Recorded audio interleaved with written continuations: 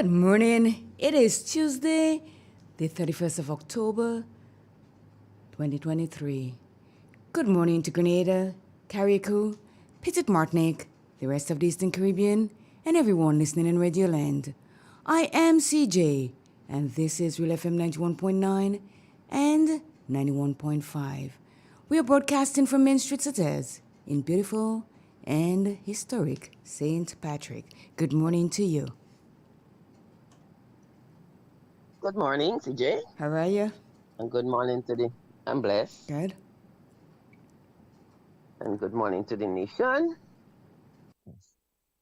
As we go before the throne of grace, we go before a great and a mighty and awesome God who is able. Hallelujah. Father, this morning as the psalmist declare, I will lift up my eyes unto the hill, from whence cometh my help.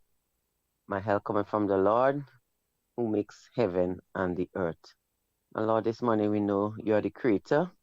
The earth is the Lord's, and the fullness thereof, they that dwell therein. So God, we know you are God from everlasting to everlasting. Thou art God, you change it not. And you cannot lie, and you do not share your glory with any man. So this morning as we come before you, Lord, we know you are awesome in power, you are mighty, you are strong to save, you are a deliverer. And we put our trust in you this morning. Father God, we said, search me, as the psalmist said, search me, O God, know my heart, try me, know my thoughts, and see if there be any wicked way in me, and cleanse me, and lead me in the way everlasting. And he said, when, he's converted, he would teach sinners not to transgress, but to, to follow your ways. And God's, each and every one of us, day by day, we transgress. We miss the mark.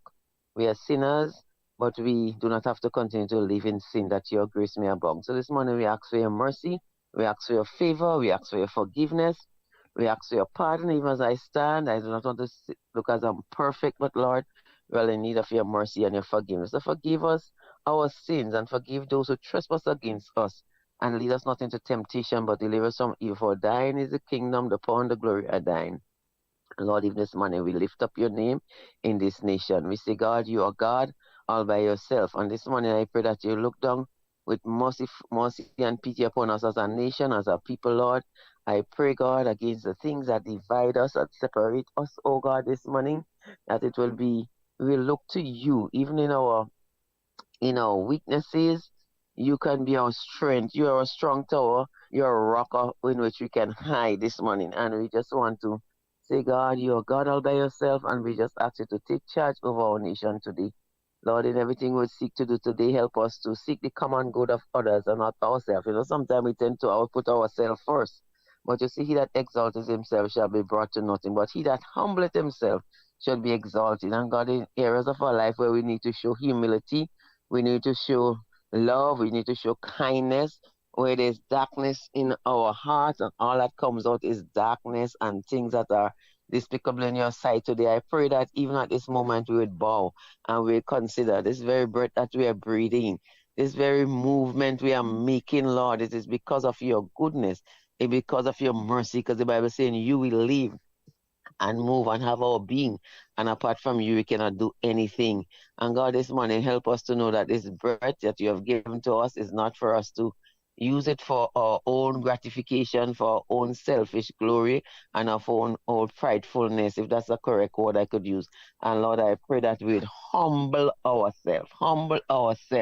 We know that, God, you are the bigger boss. And if you just snuff back that breath, Lord, we become as dust as and ashes. I say, what is your life? It is like a vapor. What is your life? It's like a flower. The flower, when you see the flower open so beautiful and array in the morning. And so as the heat or the sun pass over it, it withers and it dies. It's just something that is to show us and to remind us that our life is just so fragile and our life is just like that we could come to the understanding that how great and powerful our God is. Sometimes we use our mouth to sometimes some of our tongues, it all comes out of it is obscenity, foul languages. And sometimes when people keep doing that day after day, they're not even thinking that there's a God that you can open that mouth and say, thank you, Lord, for life today. Thank you for your goodness. Thank you for your mercy. Thank you for providing for me today. Thank you for watching over the affairs of my life and my family. And sometimes we use our life to bless God. We don't deserve it. Even as the man who went in the temple, he smote upon his breast and he said, Lord, be merciful me to me a sinner. While the other one was boastful, Lord, I'm not like this person. I'm not like that person. But God, he was able to, could even raise his head because he felt that that um that feeling that God, He just need to say, be merciful to me. May someone today experience your mercy and your forgiveness. May Lord God today, whatever circumstances people are going through today, I pray in the mighty name of Jesus, you'll pass by every home today, every village, every parish, everyone, from the highest one in our land to the lowest one. God, we know they have different strata in society, but God, when we look at each other, we are equal in your sight. You don't treat one better than the other. And Lord, this morning that should be enough to humble ourselves before you. We pray for those in authority, so in a meeting like manner like this, to pray for them that they would rule well. And we as the citizens of this beautiful trial and state will be able to enjoy the peace of the land. And oh God, today I pray for the peace and security of our land. It is not with the politicians, it's not with the pastors, it's not with the priests, it is not with every other sector of society, but it is you and it was your people. If we'd humble ourselves and we'll pray and we will seek your face and we'll turn from our wicked ways, you said you are going to hear from heaven, you're going to forgive our sins, and you're going to heal our land. Lord, I pray for those in high authority today, our prime minister, our opposition leader. We pray for every member of the cabinet today, every ministry, education, social, women, whatever it is, God, every strata of society, in the private sector, the public sector today, those who have the authority figure, principals in the school, the pastors, the priests, Lord, I pray for them that they would rule well. I pray for intelligence. I pray for wisdom. I pray for discernment. And I pray for most of all, they would seek you. They would turn when there's difficulties, decisions to be made, Lord. They would recognize that, God, if they lack wisdom, they could ask of you. And you said you will give it to freely to every man who asks of you.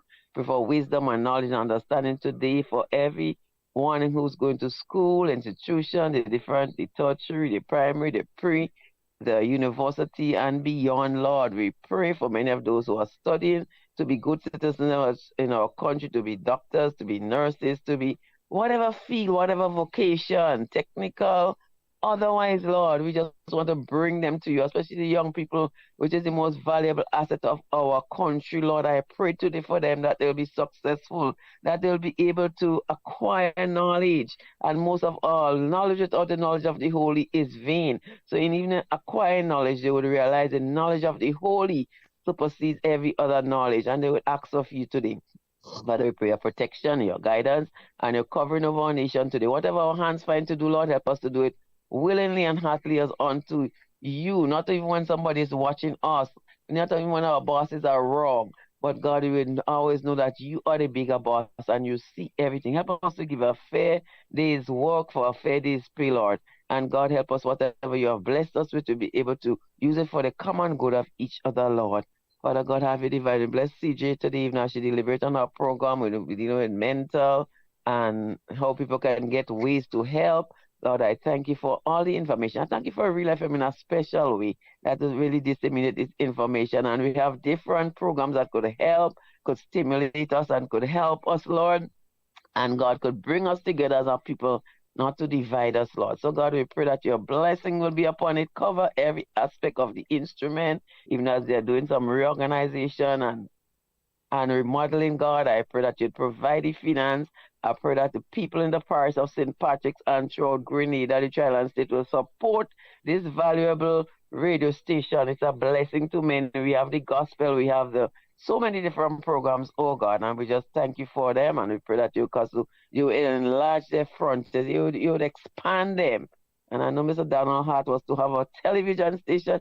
God, that will become a reality, Lord. I pray that as businesses, we support them also in whatever way we could, Lord. Have your divine way today, we pray in Jesus' lovely name with thanksgiving. Amen and amen. Thank you very much.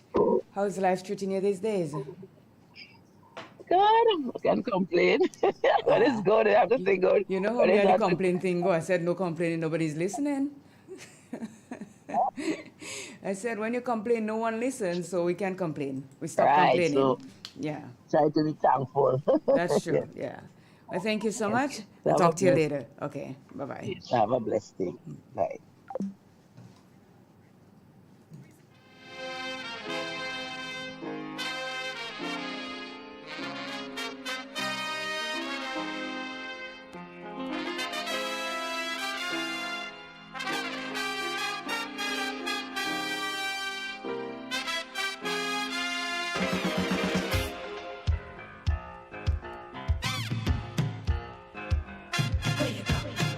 when you walk, what you say, when you talk, when you go, when you walk, what you say, when you talk.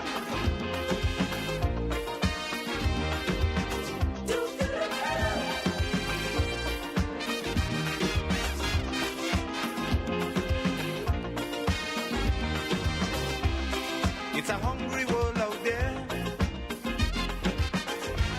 with everybody scrambling to get a share. Wolves in sheep clothing, birds of prey waiting to swoop down on you, and there's no telling what they'll do. You gotta be careful. You gotta be careful.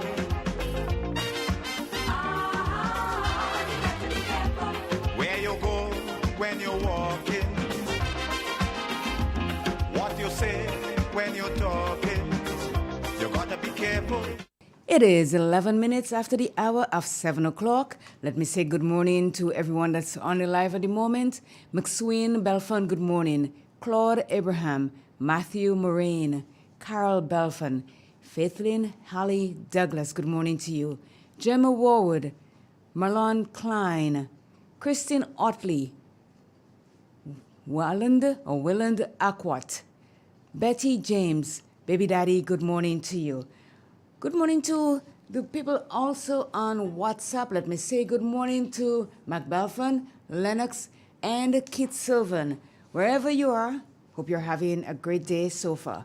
It is Real FM. It is Tuesday. It is Mental Health Tuesday.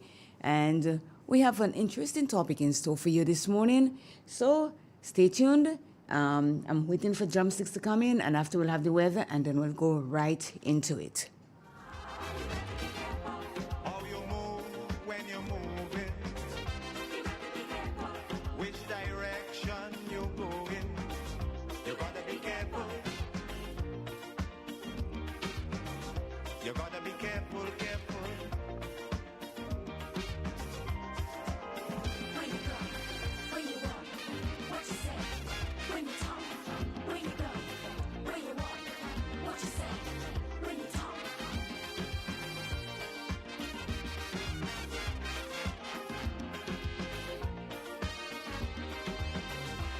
In your search for happiness, you gotta leave a little room for loneliness.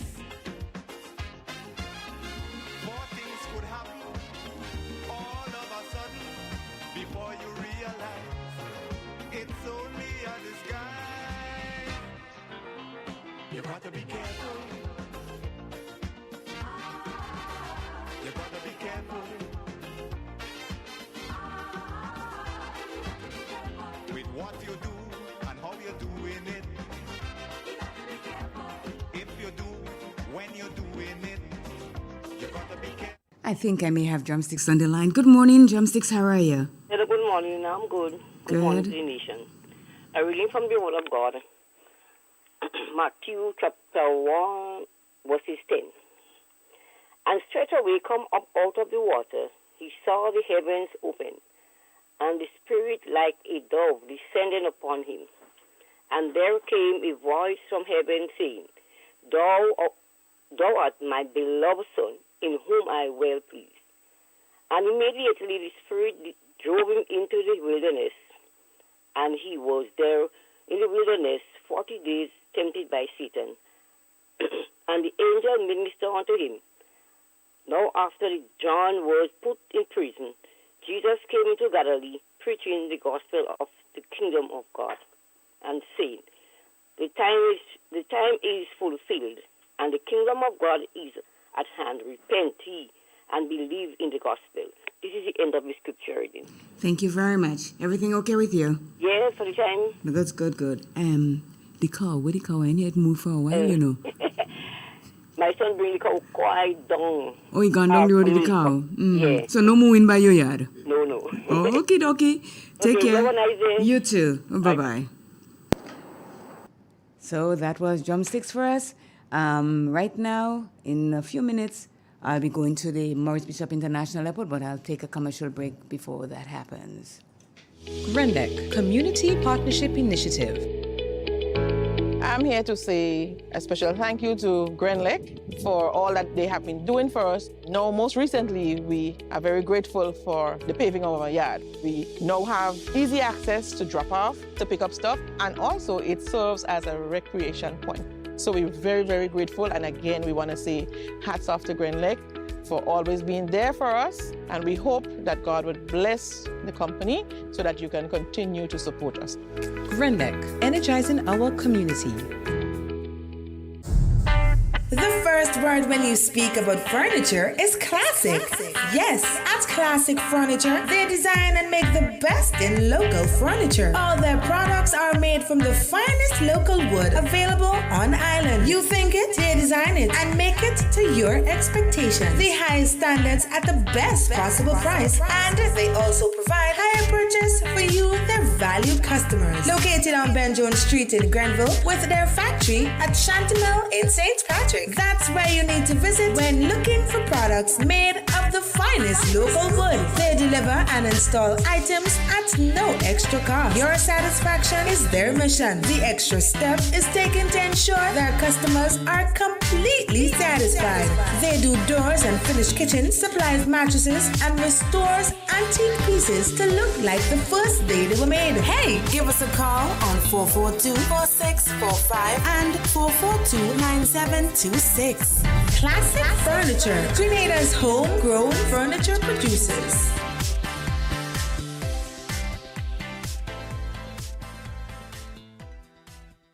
It is said, the proof of the pudding is in the eating. Therefore, the authenticity of the beverage can only be acquired in the taste. A taste which is original to Antoine de Beauregard Industries and comes from a combination of spices and local rum, which can hold its own all over the world. Woodman, a strength which speaks for itself. A taste which stands out from the rest, bottled with care, which speaks to perfection. Try Woodman today and be stunned by a flavor as never before. Let your palate savor that which is produced locally. Do not be deterred by substandard products.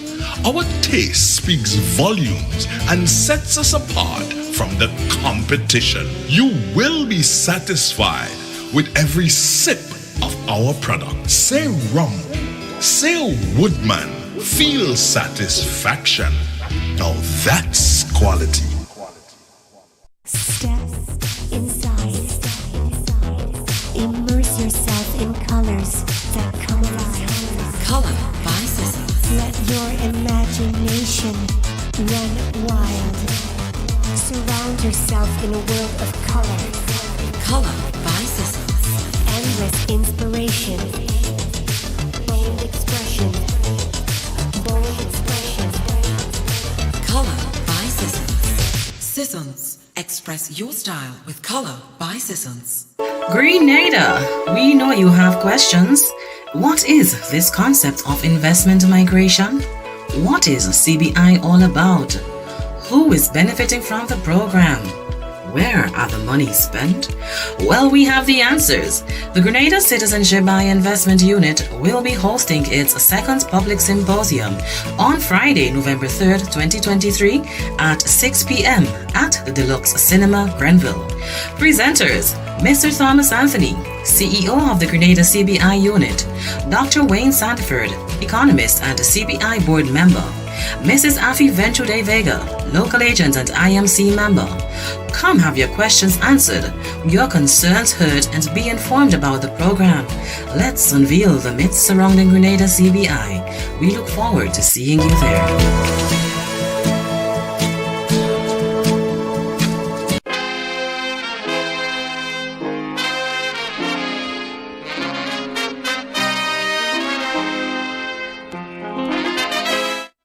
It is 7:19 and we are going to be heading to the Maurice Bishop International Airport to see what the weather have in store for us today.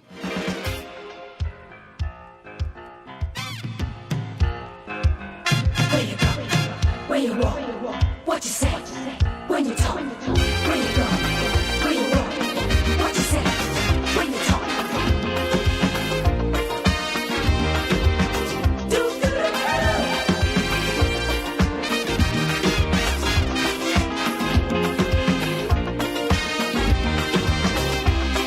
It's a hungry world out there,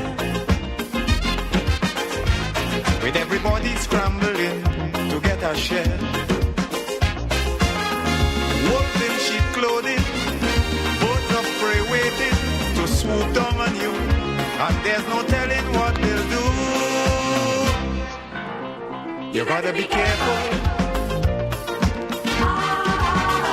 You gotta be careful.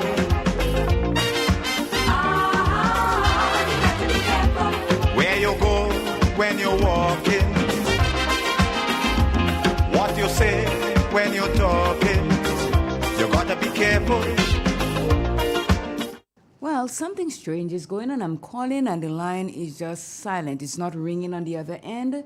So I'm not sure if we're having technical difficulties on the other side, but our phone is working here. So in a couple of minutes, I will try again. In the meantime, let me continue to say good morning to Marilyn Ferguson, the Duchess. How are you? Good morning to Miss Matheson. Good morning to Miss Job. Good morning to Frank Chadburn from the Galapagos Islands. Wow, it's all the way down by Spain and those places. And he checked in last week. I'd like to say good morning to you if you're listening. Kenra, good morning. Lorna Bain out there in Toronto, good morning. Susan, Paula, Mama B, and Jillian, good morning to you. The Dead family out there in Toronto, good morning to Alian, Daphne, Ethan, and Olivia. The Caliste family, the Buddy family out there in Plains. Lindona George, good morning. Jerome Buddy and Wifey out there in Parklet. Mayana, Mimi, good morning. And Mayana in Marley, good morning to you. Cheryl Rush, good morning. Jerome Deal in Tio, good morning. Cynthia Alexis, the Robinson family at Hill Street. The Glean family at Marley. Pest in St. Vincent. Johnny Charles, right across the way, good morning to you. One of our loyal listeners. Good morning to Pat Keep James, another of our loyal listener. And Pat Pear, good morning to you. And let me not forget, wherever he is, let me say good morning to Coffee in the Morning. I hope everything is okay with him and he's doing fine. So, let me see if I can get to the Maurice Bishop International Airport again. All of a sudden, before you realize, it's only a disguise. You gotta be careful. You gotta be careful with what you do and how you're doing it. If you do, when you're doing it, you gotta be careful. You gotta be careful, careful.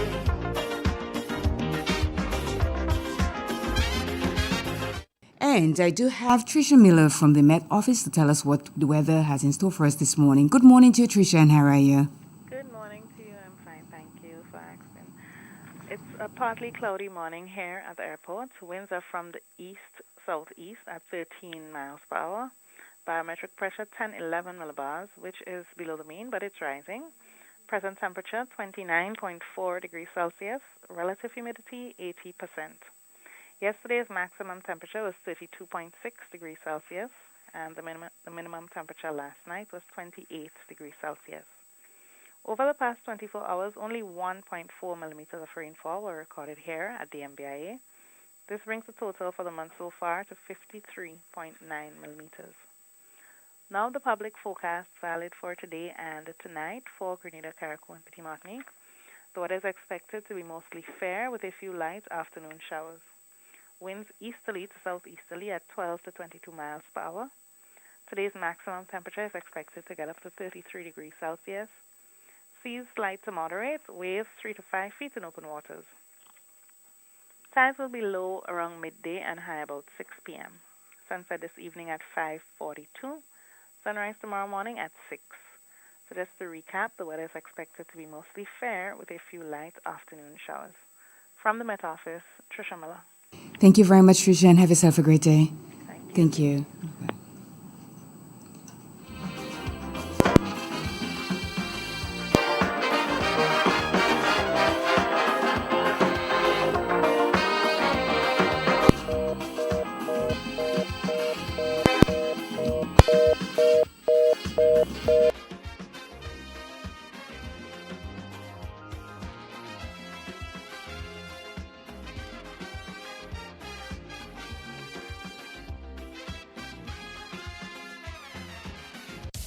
Friday and Saturday, the 13th annual Carib YGT Super Knockout is back.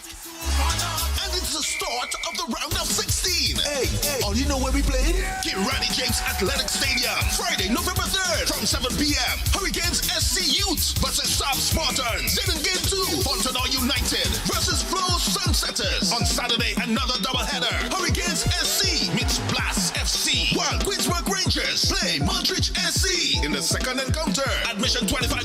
The 13th annual Carib YGT Super Knockout is on. Don't miss a game.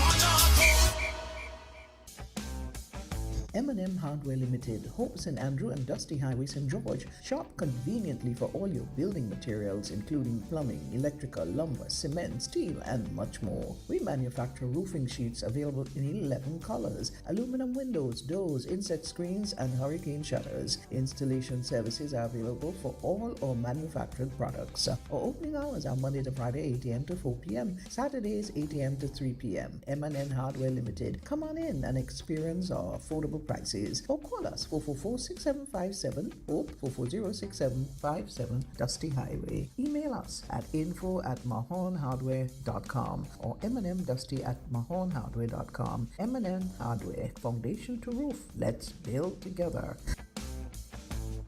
If you're looking to improve or maintain your health, look no further. We have a general practitioner right here on Main Street, Sates in the Quasi. Dr. Guerra, a gynecologist and surgeon who specializes in women's health. She offers lab tests, blood, pap smears, prostate cancer, and stool tests. We now have a portable EKG machine that gives you accurate readings by using just 2 fingers. And that's not all. If you're suffering from any respiratory conditions such as asthma, bronchitis, COPD, or seasonal allergies, we have a nebulizer machine that can safely treat these. Consultation for pregnant women from beginning to end. Surgeries, which includes hysterectomy, tying of tubes, vaginal shrinking, removal of uterine fibroids, vaginal warts, hernias, and C-sections. She also specializes in diagnostic and therapeutic DNC, abnormal bleeding. Eye testing is also available at the clinic by appointment only with Dr. Mabel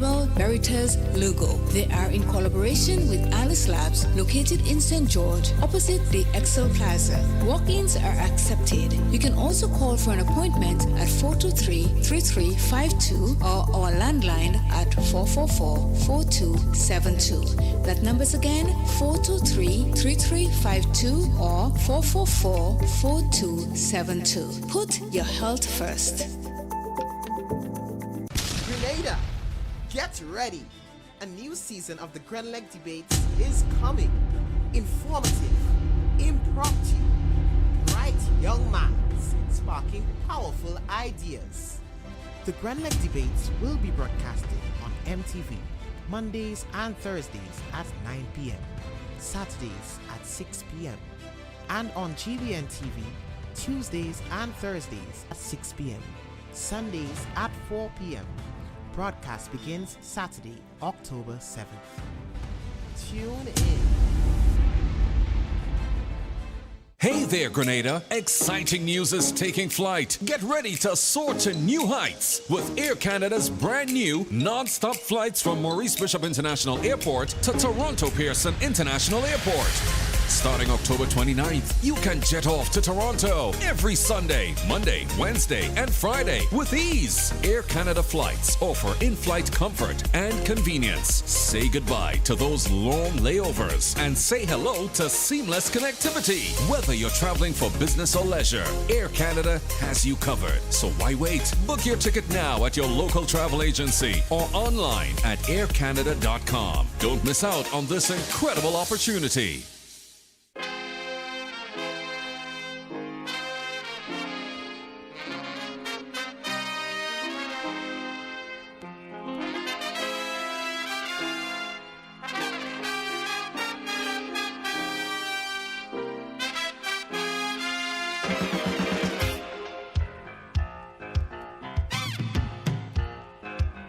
Where you go, where you walk, what you say, when you talk, where you go.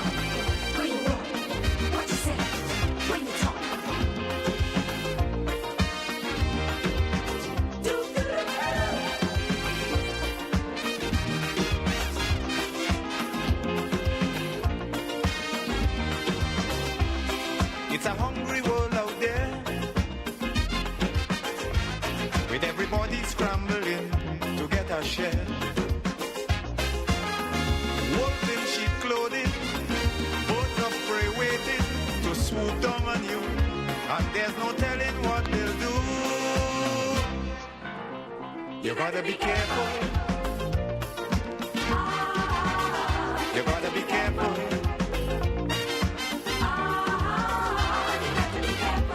Where you go when you're walking,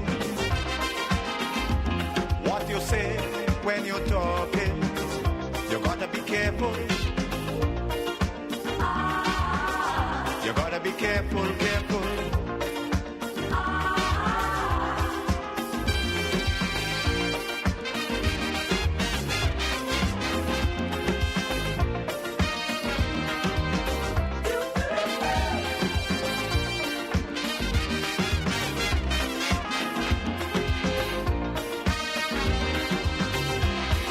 We have to prepare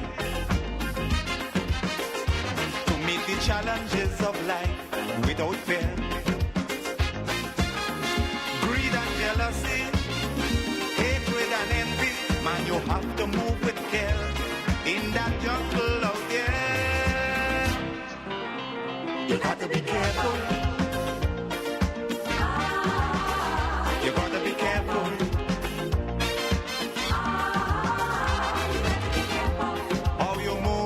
When you're moving, which direction you're going, you gotta be careful. You gotta be careful, careful. Where you go, where you walk, what you say, when you talk, where you go, where you walk, what you say, when you talk.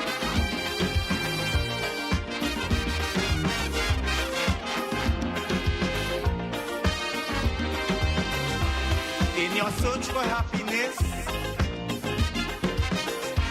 you gotta leave a little room for loneliness.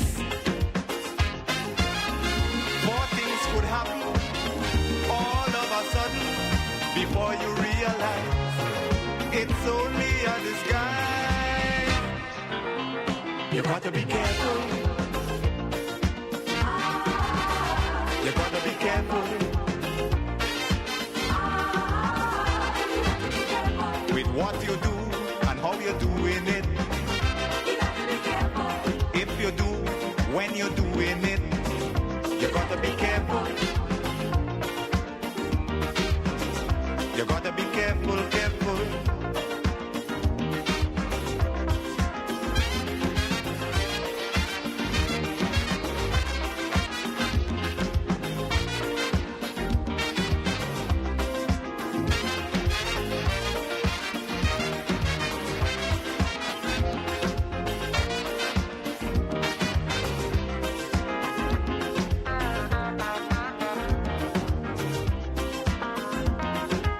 No, I did not run away. I was just fixing something, so that's why I stepped out for a moment. Jester is going to be here in a few seconds, but I have with me this morning the man by the name that I call Mocha, Coffee, Cappuccino in the morning. Good morning to you. Good morning, Coffee in the morning, and how are you? I am good. It's another pleasure to be here. I think that this is my second time in the studio of Real FM, and I always accept that as a compliment. Mm-hmm. And let me take the opportunity while I'm here to say a pleasant good afternoon to each and every one of you. Afternoon? Rather, oh my God, you're clearly always time waiting is in the going afternoon. real fast, yeah? A pleasant good morning to each and every one of you in Radio Lands and those of you that's under the canopy of our voice. Let me take the opportunity to say hi to my dear wife, who is out of the island at this present time. A pleasant good morning to you, my dear.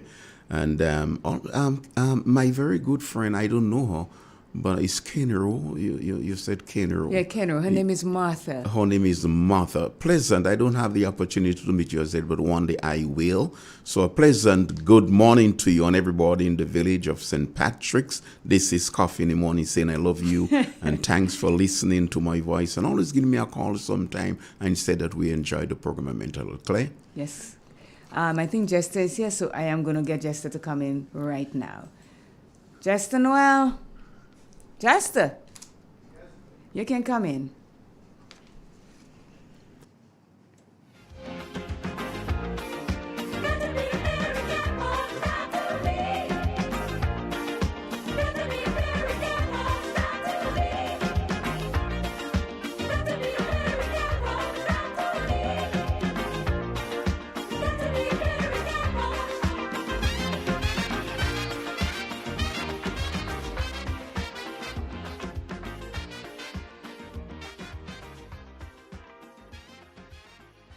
St. Patrick's Pharmacy. St. Patrick's Pharmacy. Looking for a wide variety of prescription drugs and over-the-counter medication? Check out St. Patrick's Pharmacy. Feeling weak and want a boost? Check out St. Patrick's Pharmacy for all your vitamin and mineral supplements, essential oils such as lavender, peppermint, eucalyptus, and much more. Medicated soaps, antifungal and antibacterial, all at affordable prices. Visit St. Patrick's Pharmacy today at its new location. Yes, a new location on Cliff Street, apartment number 4 at the Ford Building. We are open Monday to Friday from 9:30 a.m. to 5 p.m. Call us today on 414-1954 or 442-0204. St. Patrick's Pharmacy, where quality medication costs less. Ozone really gets it clean. Get with the Ozone family line of products. Ozone liquid laundry detergent. Perfect for your semi or fully automatic washing machines. Yet suitable for your hand wash. Soft on your hands. Ozone disinfectant cleaner. It's the most powerful disinfectant and cleaner with a long-lasting fresh scent. Tackles every job around the house or office. Ozone detergent powder and ultra soft fabric softener gets your clothes clean with a natural freshness. Keeps your colors bright. Choose from the wonderful scents: soft flower, ocean breeze, and the new aloe vera. Keep your kitchen sparkling clean with the Ozone dishwashing liquid, Ozone sponges, and cleaning cloth. Ozone toilet bowl cleaner removes lime scale and kills germs while giving your toilet a refreshing scent. Ozone really gets it clean. Marketed and distributed by Calico, Frequente St. George's, and are available at shops and supermarkets nationwide. Do you know, when you play the games of the National Lotteries Authority, you are supporting sports, culture, and nation building in Grenada, Carriacou, and Petit-Martinique? Hi, I am Junior Murray, cricket coach, sports enthusiast, and a former West Indies cricketer. I endorse the games of the NLA 100%. For the past 40 years, the NLA has been funding many sporting activities, including competition for schools and clubs, and for athletes to participate in overseas tournaments such as the Carifta Games and the regional cricket tournaments. Additionally, they made it possible for you, the public, to view local, regional, and international tournaments from the comfort of your homes. For those reasons, I play the game of the NLA. Even if I do not win, I know Grenada always wins. Yes. When you play all the games, the NLA in turn supports sports, culture, and nation-building activities throughout the Tri-Island state.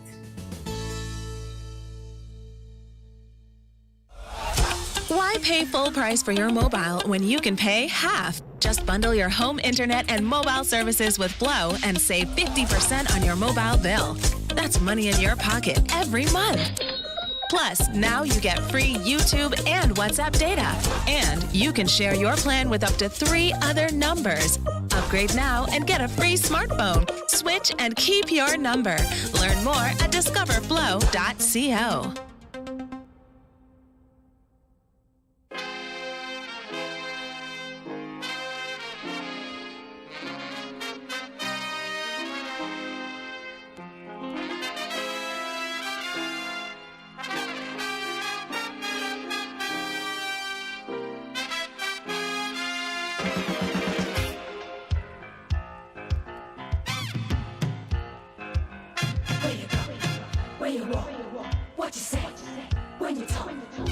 And we are back. Let me say good morning to Jester. Jester, good morning to you. Good morning to you, CJ. Good morning to you, Pastor, next to my right. And good morning to the listeners and viewers of Real 91.9 FM. It's good to be here once again for another Mental Health Tuesday. Good morning to you, Mona. I didn't say good morning to you because, you know, when he comes in, he says good morning to you, so we're saying good morning to you. Right now, we know that you're listening. Okay, before we move on, I would just like to take the opportunity to express my most profound condolences on the passing of Evelyn Barry. She's just a gem of a person, and I knew her back then working in the Ministry of Education before she went to Customs, you know, and such a wonderful individual, you know. Personalities are just you know, just Yeah, we did from Real FM yesterday. We did send it all out to her family. And she's a very ardent listener to this station. Yes, That's she one does. thing I know for certain. Yep, as it says, you know, some in front, some behind. We're all going down that road, you know. So, Kenro, just in case he didn't say to you, he was wondering if you have time today. He's here until 10 to come down to see him because he really, really wants to get to meet the Kenro, the matter child that have us cracking up every Tuesday regardless.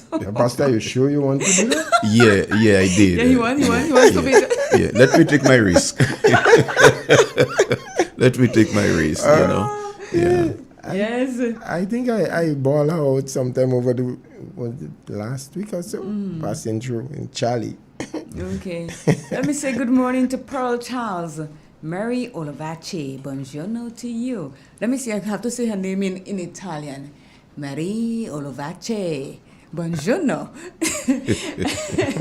Errol Bonaparte, good morning. Jerome Lewis, good morning. Anne Andrews, good morning. She is another ardent listener. That lady listens every day on I think we have a call. Good morning. Good morning. Good morning, this is Kenro. But what happened? I'm running out now. They have a trip for Chronicles. And I get a chance. You're running? You're not taking bus? Already, and they say the bus leaving 8 o'clock. So Oh, okay. He's moving now. Oh, you're moving? My gosh. Good morning. I'm sorry. Good morning, Kenro. Good morning, Kenro. Kenro, what will be your schedule for tomorrow, Tuesday, for Friday, and maybe Saturday? No, not Saturday, but Friday. What will be your schedule look like?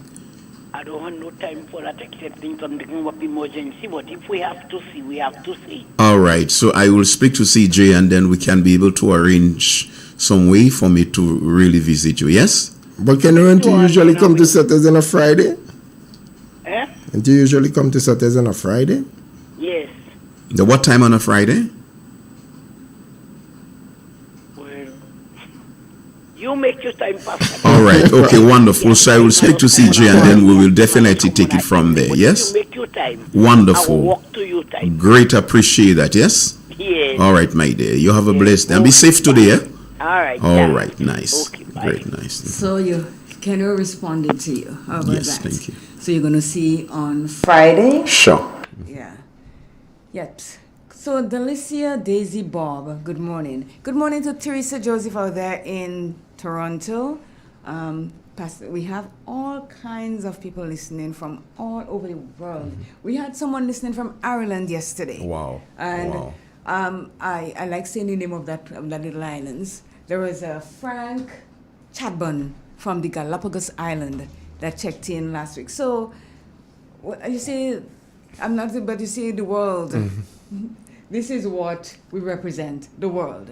Let me say good morning to the staff and students at the university under the cashew tree. I know they're listening. Good morning to Swans. Hope all is well with you. So, this morning, we are going to be talking about how do insecurities impact one's mental health.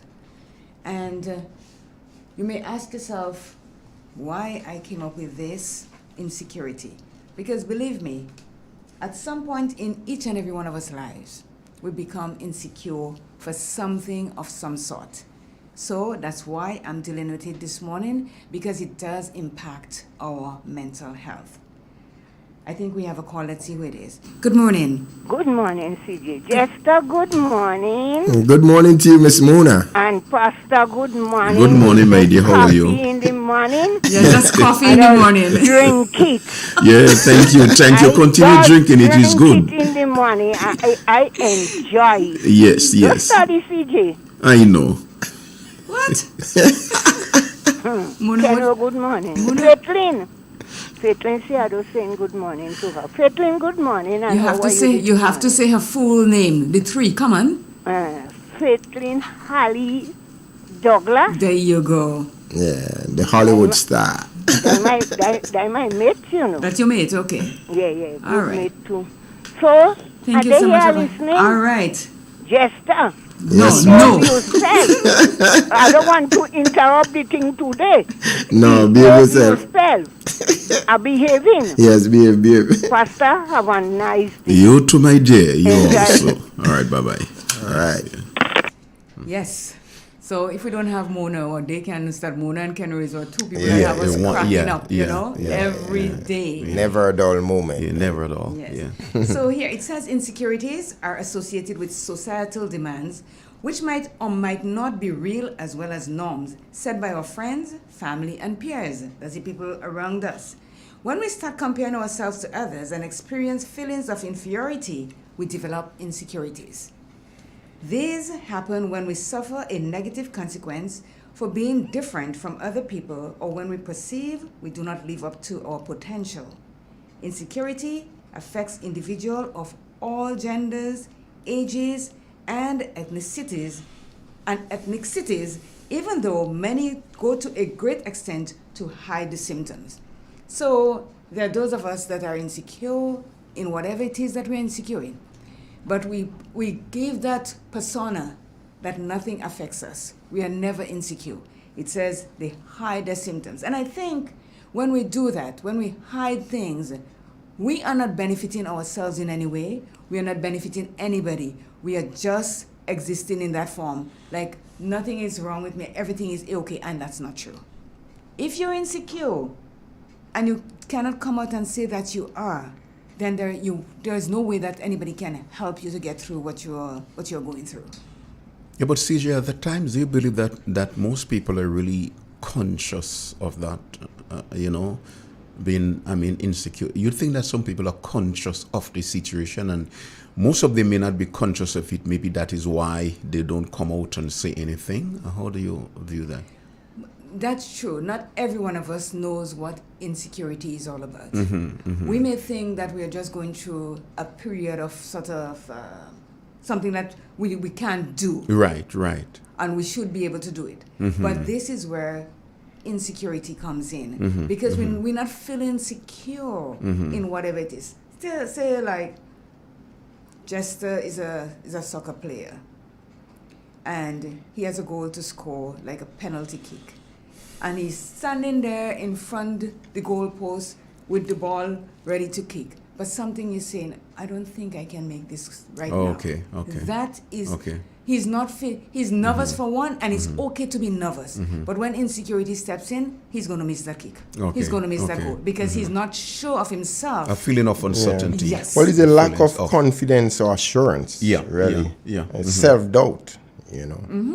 That's causing that. Yeah, That's yeah. insecurity. Yeah.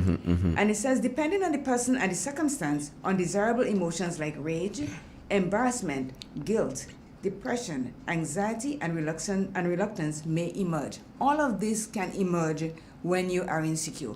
Because when you're anxious about something, you're telling yourself that I cannot do it. So you get anxiety attacks.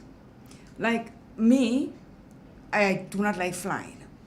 And anytime I have to climb that stairs of the plane, I get anxiety attacks. Like, I am fearful that, when you're flying, you have no control of what the pilot does in front there. So you are just sitting there and waiting for whatever happens to get to your destination. I get those attacks. And this is me being insecure of flying.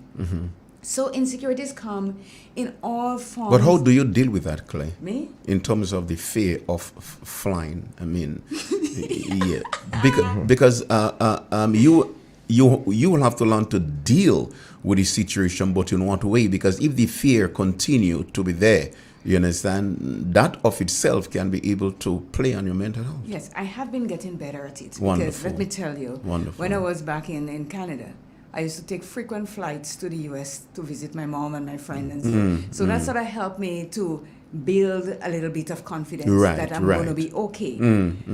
When I have to take the long distance one, I go to the bathroom in the mirror and I says, "Come on, you're a big girl. You can do this. You can you fly motivate and yourself. Be okay."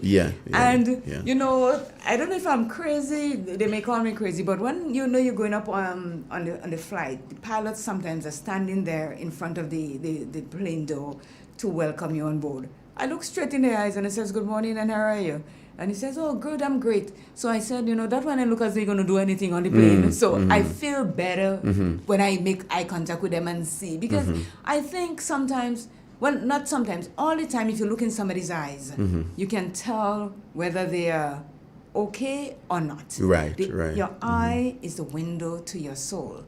And again, before I go up on a plane, I pray to Jehovah and say, "Jehovah, you know how frightened I am. Just calm You admit me." it. Yes.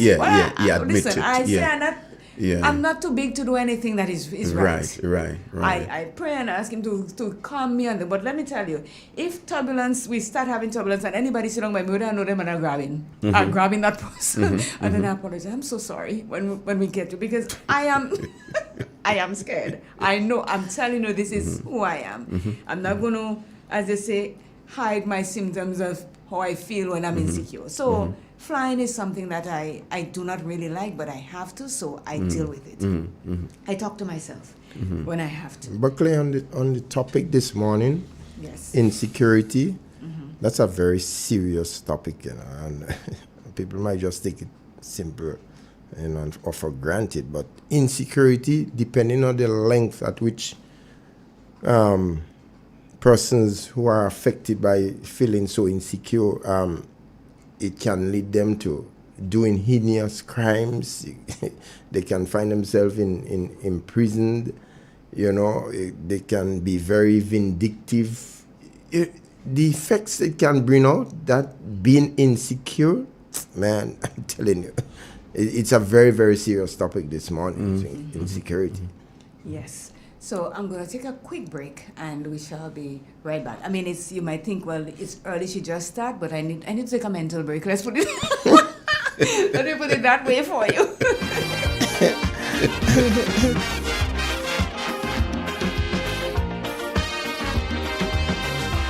In your search for happiness, you got to leave a little room for loneliness. More things could happen all of a sudden before you realize it's only a disguise. You got to be careful. You got to be careful with what you do and how you're doing it. If you do.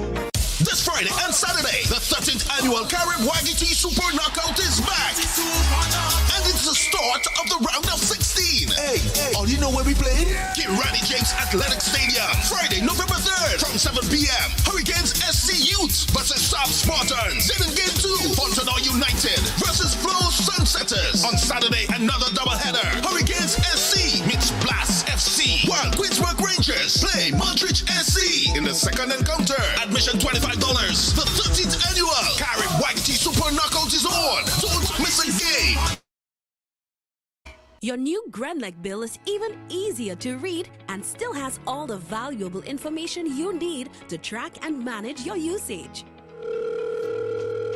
Hey Mom, okay, your friendly tech support is here. So you got the new Grenlec bill? Let's take a look. The new bill makes it even easier to see your bill total, the due date, and much more. And take a closer look. It actually is a lot easier to understand. Let me show you. You can still see exactly what the charges are for, but in a great new format, it even shows how the cost of generating and delivering the electricity to you is calculated using your actual usage. And Mom, let's look.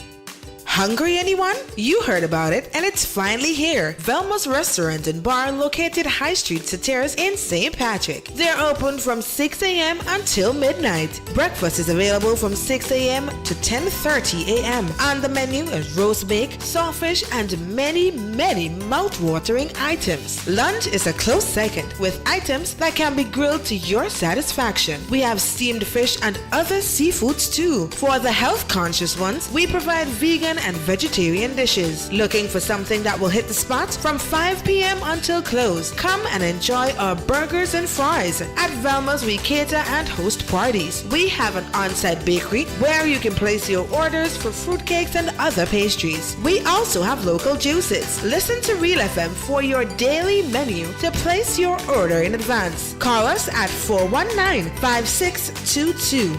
That number again, 419-5622. Velma's Restaurant and Bar. Come eat lunch with us. Grenada, as we celebrate 50 years of independence. Made in Grenada presents the celebration of 50 years of Calypso.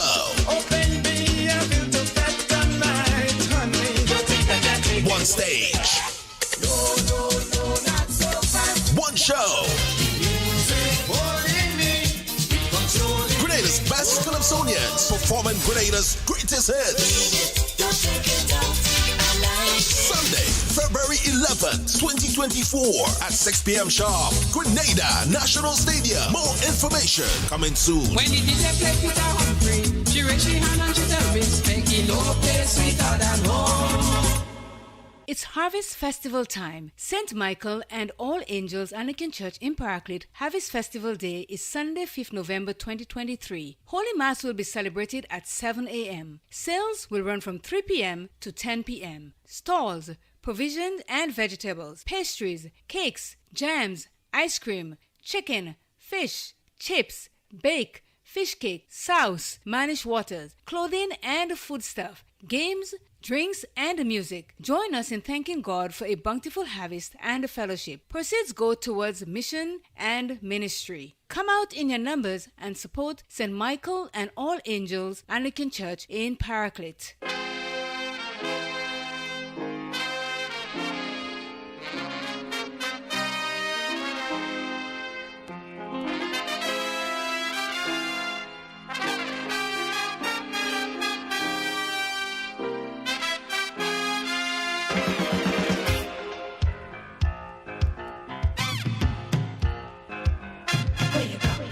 Where you walk, what you say, when you talk, where you go, where you walk, what you say, when you talk.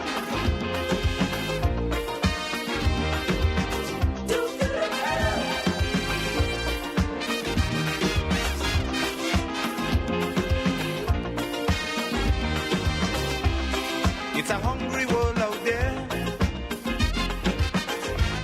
with everybody scrambling to get a share. Wolves in sheep clothing, birds of prey waiting to swoop down. And we are back. So we're going to continue.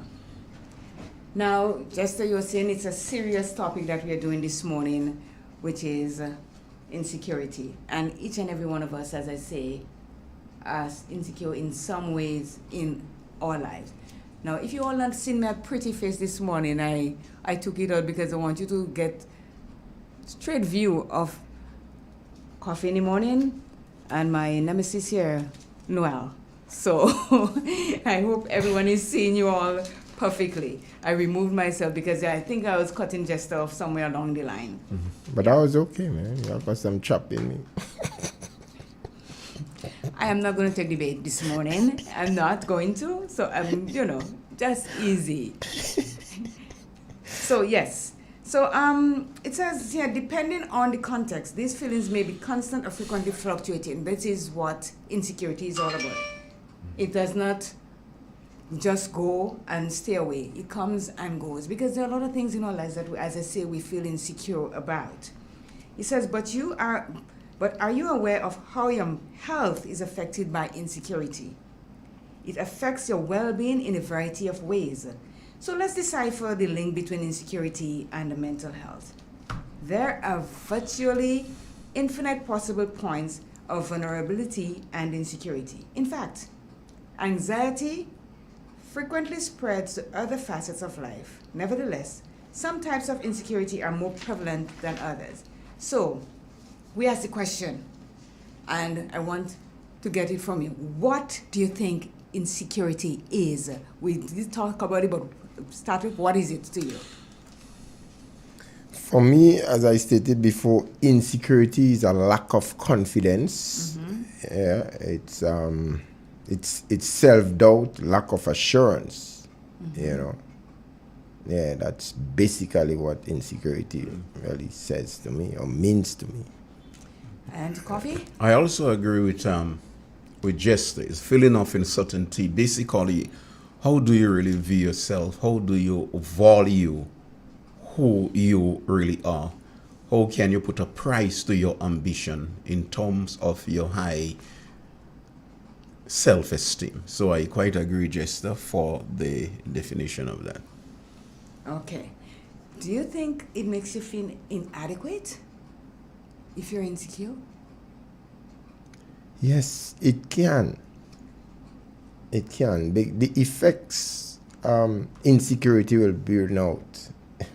It's amazing what you will think insecurity will bring out in someone, you know, depending on what length they decide to take this insecurity, man.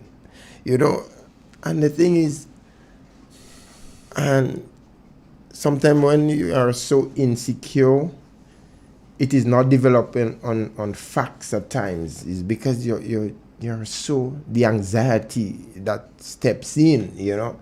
Sometimes you see things that is not even actually happening, you know what I'm saying? That's some of the dangers of insecurity, man, you know.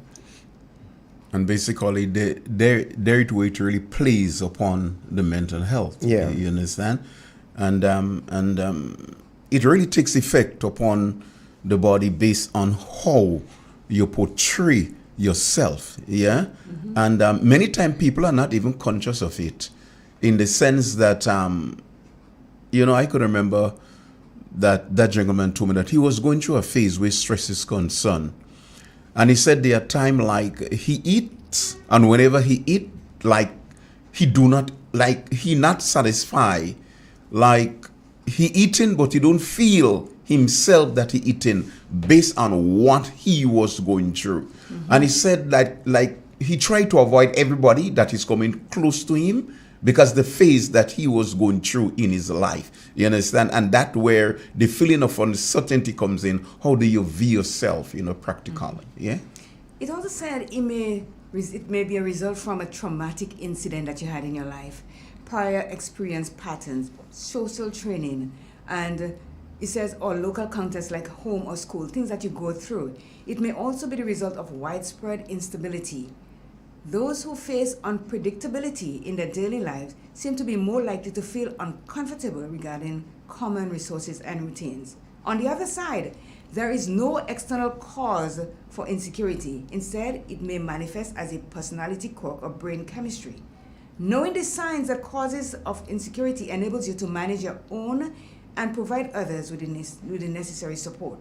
So, as you touched on, everybody, we touched on it, this is what insecurity means. It could be a traumatic something, it could be inadequate, it could be, you know, you think that you're not ambitious enough for things that you're going through, or any of those, anxiety, depression, all of this causes insecurity in someone. It affects your relationship in any ways also. Low self-esteem can develop. Yeah. And then Claire, just you will not even imagine that the little thing that will cause that. For example, your height. What's wrong with my height? No, I'm not saying CJ your height, but sometimes some people look at the height and they feel, listen, I am too tall. How does my height, I'm 5'6", 7 feet. How does my girlfriend, who is just 4 feet, look at me? Even we could look at even balling. You're born with all your nice hair in your head, and at a certain time you just start to ball. All these things and them could lead up to the stress factor where mental health is concerned. Yeah. And sometimes you see people that are shorter than someone, and you see that tall person, and they wouldn't go close to that person Exactly. because it makes them feel shorter. They're insecure standing close to the, and it's called also love compensation. There's some people that are really short, and they like tall people, and there are people that are tall, and they go for the Lilliput people, Gulliver people. So it is, you see, and that's the thing that we don't really get. We do a lot of things in our lives that we are not aware of what's causing it. And then it plays out in different forms as we grow and get older. Right. It says there is no single cause for insecurity. Multiple variables might contribute to the condition. A traumatic incident, as I said, a crisis like bankruptcy or divorce, or a loss can cause insecurity. Now, you have a business, I have a business, you have a business. And your business is doing well for a while. And then, things happen, a spoke was thrown into your wheel, and you start losing money, you start, people, you become insecure about that because you're thinking, oh, the bank is going to come take away my building. If I had a loan with the bank and I cannot pay it, the bank is going to come after me. You start being insecure about that. Now, that causes anxiety in your life, and that causes your mental health to go whack. Divorce. People that has children, or even who don't even have children, and a husband and wife, and they divorce, it affects them, affects the individually differently. For children in the divorce situation, they blame themselves, and I am the one that caused mom and dad to have the divorce. So they too are showing signs of insecurity, and you could tell them whatever it is, it's not you, it has nothing to do with you.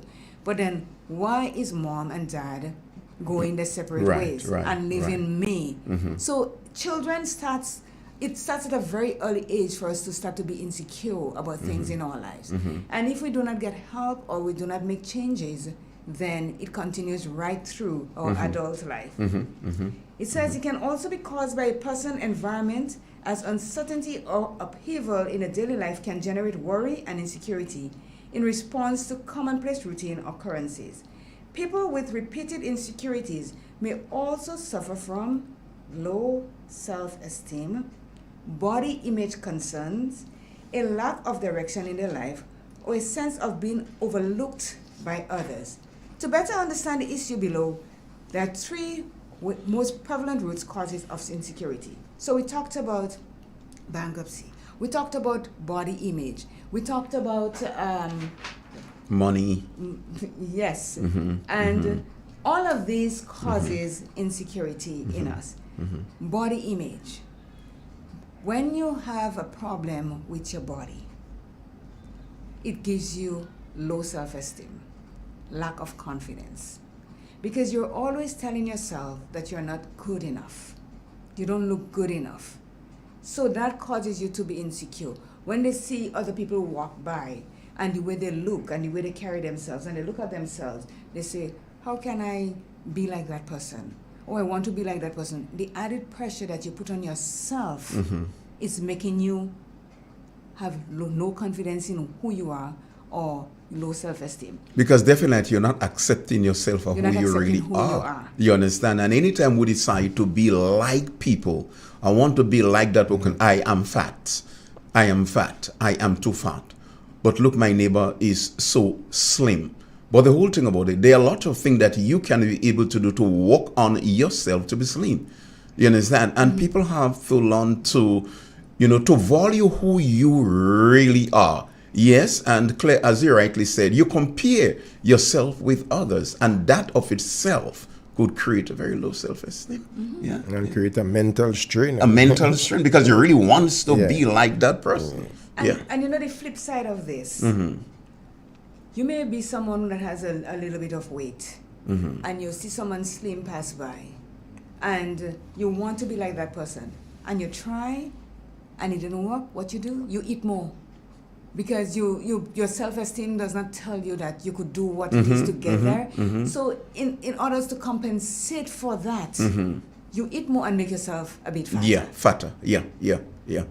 And then those of us who are slimmer than somebody, and you watch that person and he says, you know what, I am too skinny, I'm skinny like a rake, let me do something. So being fat, being thin, being anything has nothing to do with what we accept about ourselves. Own who we are. And once you start owning who you are, the self-esteem is going to start rising. And if you have people around you that really and truly are your friends and they're good to you, they will accept you for who you are, not tell you. Exactly. You need to lose 5 pounds, or you need to put on 10 pounds. Own you and help you own yourself. And then you will be okay. Because when you are going through the mental strain, they don't know what you're going through. Right. They see you in the body, but inside they don't know how you are eating, what is eating you inside there to make you become mentally disabled in that sense. And Claire, there are times that when the public has a lot to do with it, the people around you, the way in which they look at you, and sometimes the remarks in which they made concerning you being fatty, you being slim, basically, if you do not have what it takes a lot of effect upon you. The metal and the steel. I'm telling you, man, it clashed together. Yes. Because our public could be really unfair to us and make a mockery of something who we are, but you have to stand your ground. I accept myself for who I am. Yes. You see, the thing about social media has made it impossible for people to really be who they want to be. Yeah. Because everything is flashing in front of you. You see this person, they stick thin, but everybody wants to be stick thin because it's the fad. Or a model come out and she says, I am a thick person, I accept who I am. And then those that were skinny, they said, oh, you see how Mitzi look? I don't know who Mitzi is anyway, I'm just using. You see how Mitzi look? She's heavy and she's looking good. Then they go the other way. So we have to know as human beings that we were wonderfully made by the Creator who created us. I always say to people, I wasn't born or anything, I was created. He took his time and he made me. So I appreciate how I look, and I'm not going to try to change it for anyone or anything, because this is who I am. But Claire, I own myself. But Claire, the way you say it, he created you, he make you to who you are. But the way in which you put your fist in his mouth, he makes me to who I am too. Yes, he made each and every one of us. We, as I says, we have to own exactly. us. Own it. What the psalmist David say, for I am fearfully and wonderfully made. I accept myself for who I am. In other words, the only piece of gold upon this earth is me. I'm the only piece of gold. And I would challenge anybody to compete against me. I love who I am. And that's it. That's the start. You gotta love who you are. You cannot be someone else. You can improve on what you want to be in your life, how you want to look, but you cannot change the whole outcome of your body, because this is look. I have a nose that I think when they make me, they just take and then they pelt a piece of thing and hit me plow in my face here. What's wrong with this lady? Like, seriously? CJ. But oh my guess gosh, what? It fits that face that it was thrown on. And you're smelling very nice. You're sneezing. Not only that, if there is a fire somewhere, I smell first, because he doesn't have to climb a height to get me. First of all, as soon as the thing, it just hit me and I smell with my little flat nose. It fits you in any case. That's what I'm saying. Yeah, it really fits you. That's my little nose. In other words, if you take mine and put there, that is disaster. No, that is disaster. That is disaster when you don't be who you really are. I own me, because I was created that way. And I always say that, people go and they have their nip and they have their tuck and everything like that. And to each its own. You have the money and you think you can make yourself more beautiful than you are, go for it. Yeah. But I always say, if nothing is wrong with this that I was given, I would not touch it. Unless you have an accident and something is wrong with your face and the doctor says, okay, we have to do reconstructive surgery to give you back your little nose that you had and stuff like that, then so be it. But to take my normal self that I was created with and go play with it. No. That ain't happening. Yeah, risky business. Own who you are. you are. And that is going to increase your self-esteem, and you would not be that insecure to go through your life. And that's the thing. It says insecurity resulting from rejection. This is a big one, because a lot of us are, sometimes we put ourselves out there because we want to be like this person and we want to look like that person. And sometimes you get the chance of being in the presence of the people that you want to be like. But do you think they pay you the time of day? You try to go to meet them to say, hey, I'm Claire, and this is it. And who are you? Who? They just pass you by like an exam that they want to pass. They pass you by. Rejection. And you stand up there and you feel like this come of there because these are the people that you want to be like. Breaking the social barrier, man. But they don't want you to be like them. It says, the essence of mental health is how one perceives, value, respect, and loves himself. It couldn't be any clearer. I'll say it again. The essence of mental health is how one perceives, values, respects, and loves himself. If you do not have love for yourself, you do not respect yourself, you do not value yourself, then you are going down a slippery slope and you're going fast. Because if you don't have any of these, who is going to have it for you? Nobody. Well, that's who you are. And That's what defines you as a person. Yes. It says own it. It says it is collectively known as self-esteem. Fear of rejection is a severe obstacle to having a strong sense of self-worth. And if I see you and I don't know you and I say, I hear this man's voice on the radio all the time. Maybe I'll go see him. And I come to you and I'm coming, but I'm timid because I don't want you to reject me when I come to say, hey, Pastor Luis, and you says, I don't have time for you now. I'm busy. That is rejection. Yeah. And a lot of people does that to people.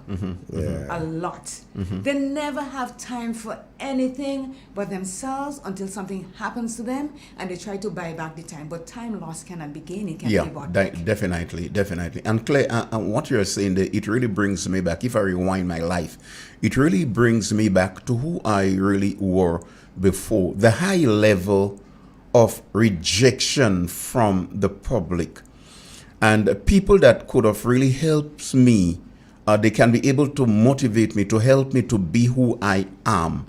And the public could be really, really wicked to you because they are in a position to help you move forward, but you get this high level of rejection.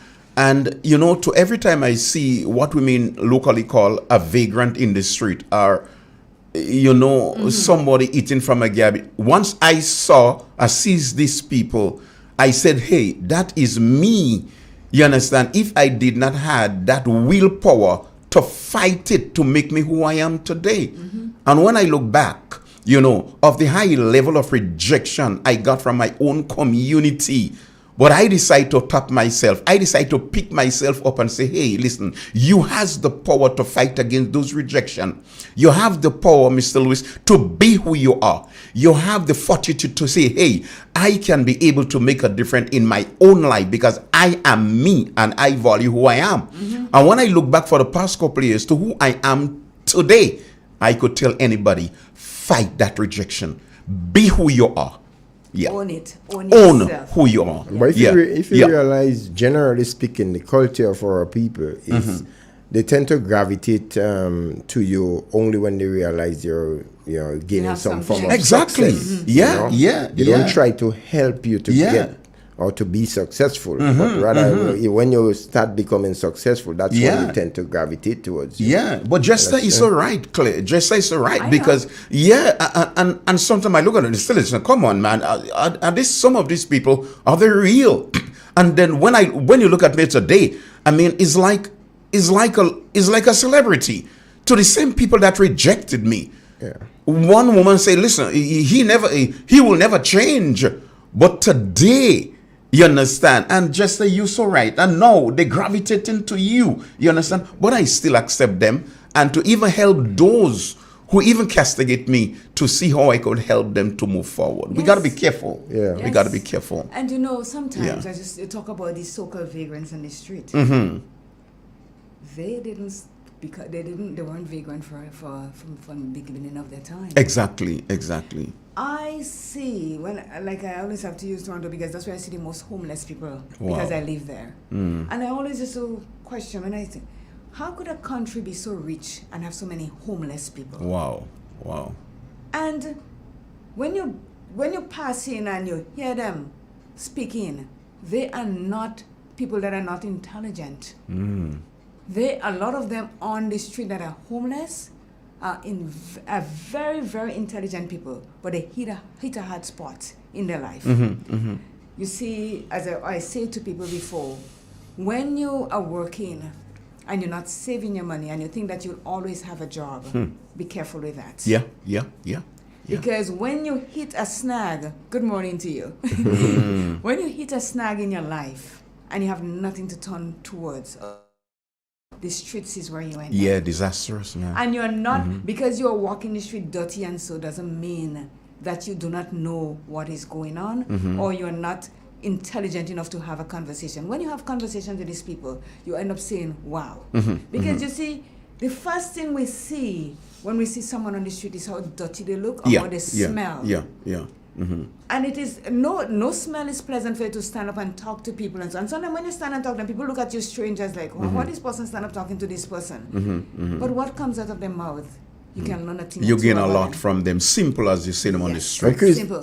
Simple. Claire, in fact, one of the most intelligent person I've ever come across, and reason is somebody that has somewhat at times been mentally disturbed. You know, it could have that person have a very high IQ. When you said the difference is a thin line between sanity and insanity. And sometimes when people have this high IQ, the elevator does not really go up all the time. It stays balanced sometimes. And they can have the best conversation with you, but they cannot always. They're not very social people. They can, if you ask them, what is your DNA? Maybe they can look inside you and tell you.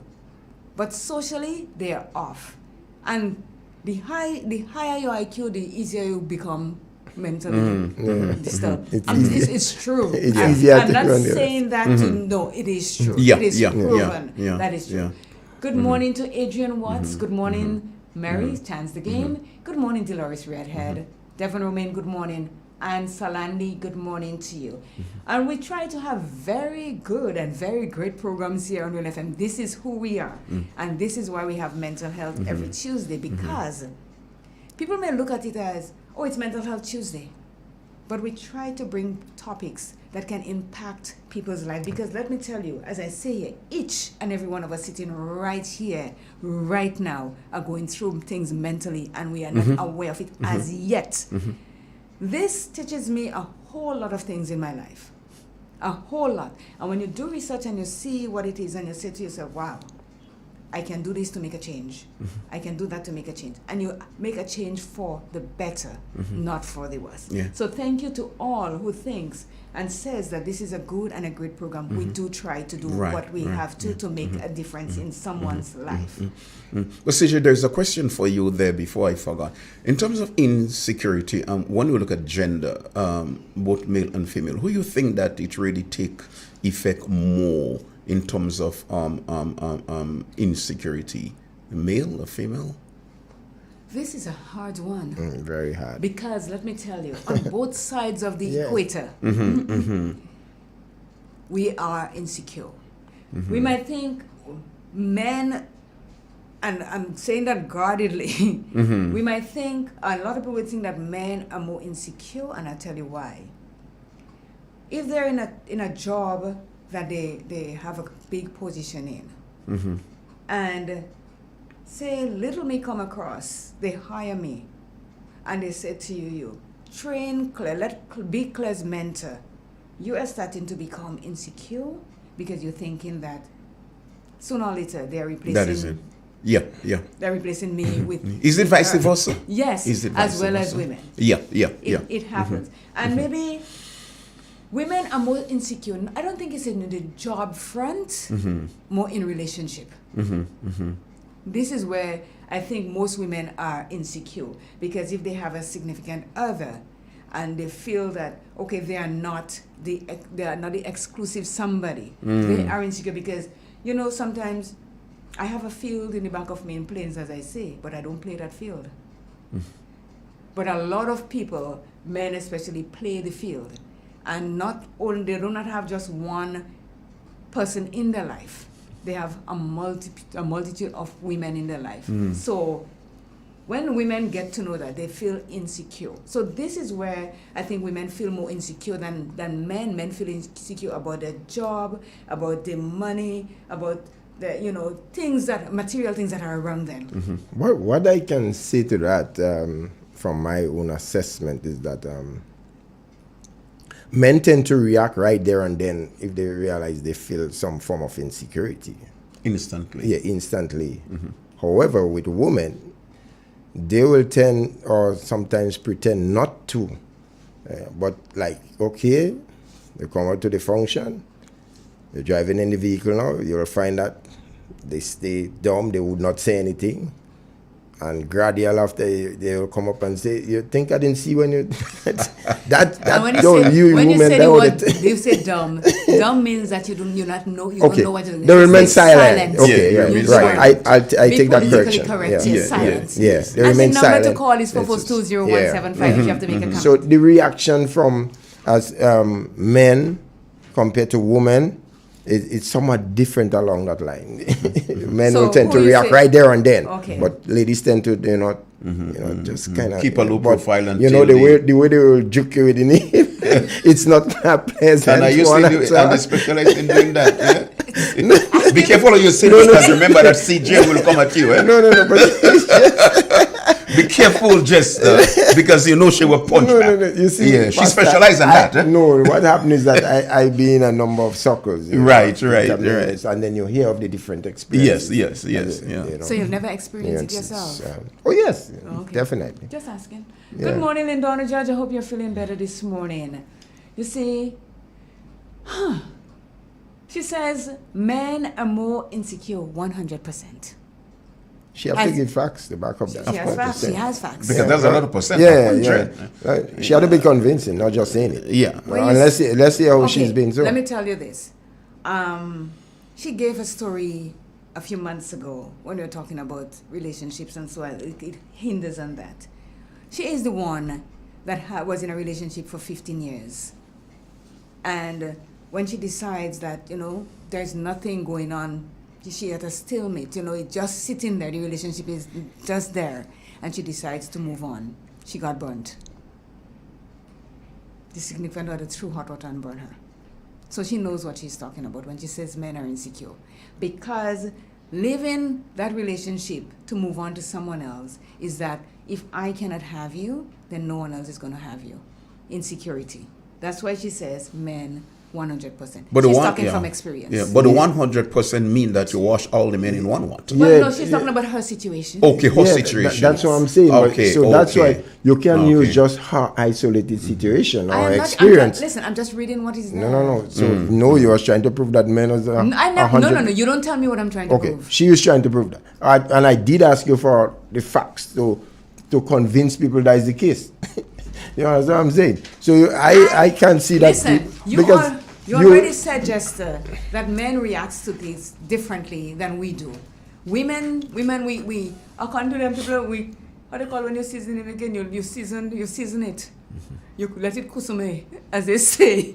You look at all the avenues in how to deal with it, and then you bring it out. So this is a person that was a personal experience. That is her situation. Yes. A man will come out to the next situation, and you will wonder. Like I said, it's on both sides. I'm not saying that we women are not that way and men are that way. This is not what I'm saying. I'm saying you asked the question, and I'm saying this is how it plays out. Men are more insecure about their jobs, whoever is coming, the money, whatever it is, they're insecure about it because Men, and tell me if I'm wrong, men has this egotistical thing about them that if they are not at the top of their game, they are going to be looked at as a CC or yellow, a person that is yellow, the yellow belly.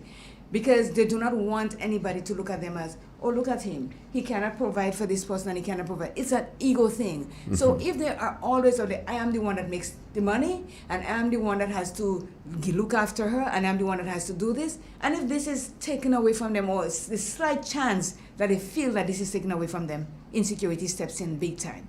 And this could be very dangerous. And that's why it could be is very said dangerous. that when men, they talk about men ends their life by suicide. We cannot say commit suicide anymore. Ends their life by suicide. It is all of that plays into them doing what they do because of the insecurity. And do you think that there are females also that is on the same realm as you just explained? Yes, because there are females that are on top, they are on the top of the ladder. And it is said that women are more dangerous when they are at the top there than men. What? I didn't say to agree. But just saying, no, she said about agree, but what? I never said to agree with that. That is so true. Yeah, it is said. Yeah. And you may see some women in positions, and if they can get to walk on you, they will walk on you because the way they show the power when they step. If they like an ants, they will just crush you and pass by because they do not want anybody to threaten them into the position that they are. And as Jester said, sometimes you know they're in relationships and something happens, and we'll say, well, it doesn't bother me, it doesn't. But inside, no one knows what's going on there. You're dying either. inside there. You're dying So inside. it plays on both sides. Both sides. So we're talking about the rejection and how people reject you and stuff like that. He says, even if rejection occurred recently, if it was a traumatic experience, the scars will still be fresh. It can prevent you from approaching individuals or seizing advantageous positions and possibilities. So if you're always being rejected, and it could happen at home, at work, at school, it can start very early in your life, and you become, in the sense they say, you become a recluse. Because you don't have the confidence and the self-esteem to approach things now in your life that could make it better for you. So you just stay back and you watch things going on and you're telling yourself, I wish I could do this, I wish I could do that, but you're not doing it because you're so insecure in your ways.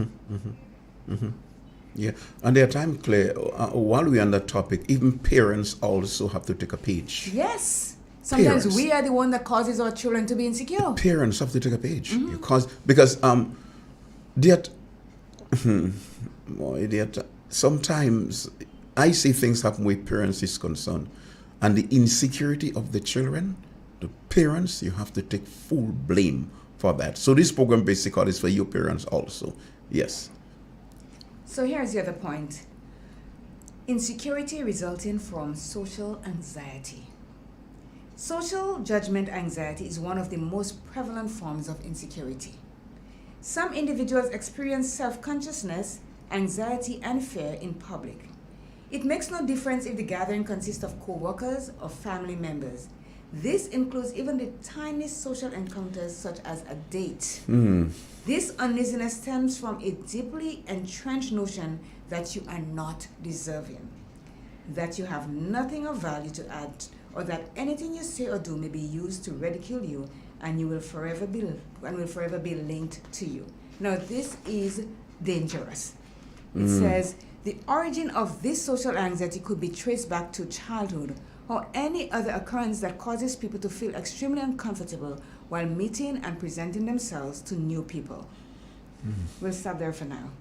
So, anxiety, as it says, if you are always, it says social judgment anxiety is one of the most prevalent forms of insecurity. So you experience self-consciousness, anxiety, and fear when in public.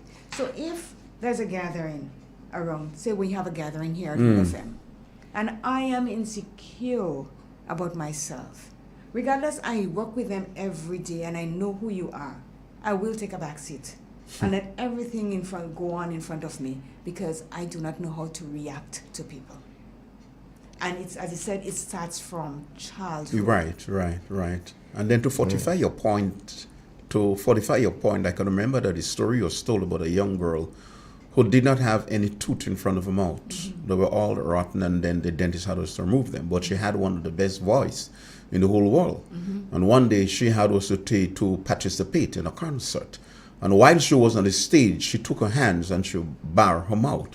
And an old man sits in front, and they always do it in a way like you play the piano, you go down to a certain key for she to start. And she decide, hey, I'm not going to start, because a lot of people do not know I do not have tooth in my mouth.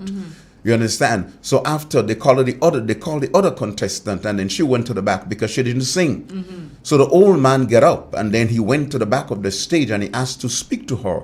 And he said, why it is, you're a fantastic young lady, why it is that you do not want to sing? And she told him, hey, I'm sorry, I do not have tooth in my mouth, and I'm ashamed. And the old man said, hey, be yourself, my dear. You go back on that stage and open your mouth wide without tooth in your mouth and sing your song. She was motivated. She gained that high self-esteem. She went back there and sung and came first. Be yourself, man. If you're custom, I could remember that guy, that Grenadian Calypsonian, that guy that sang the song. When she go down a Gishi, I forget the guy. Tangla. And Tangla singing this song here. When she go down a Gishi, that is in Grenada twang. And Tangla leave and he go in America and sing the same song. And when he reach there, he start to sing, when she go down, I give her. You understand? But when she go down a Gishi, but when he went to America, he changed that because he wanted was to sing something more decent. But be yourself. In everything you do, be yourself. Jess? We have a call. Yes. Good morning. Good morning. Good morning. Claire, I lie down here and I'm listening attentively. Claire, you have to know yourself. Of course. You have to have confidence in yourself. And have the assurance that you will make it. That's right. Don't let nobody steal your joy. Whatsoever you have in you, hold on to it. Oh boy, so true. Hold on to it. Don't let nobody take it away from you. One man what could take it away from you, and it's the great Jehovah. Yes. Don't let nobody, they go say all manner of things against you. Know yourself. Thank you. Think about yourself. Yes, you could think about others. You could help others. But remember, you first think about yourself. Thank you, Mons. So Have true. a blessed day. All right, bye-bye.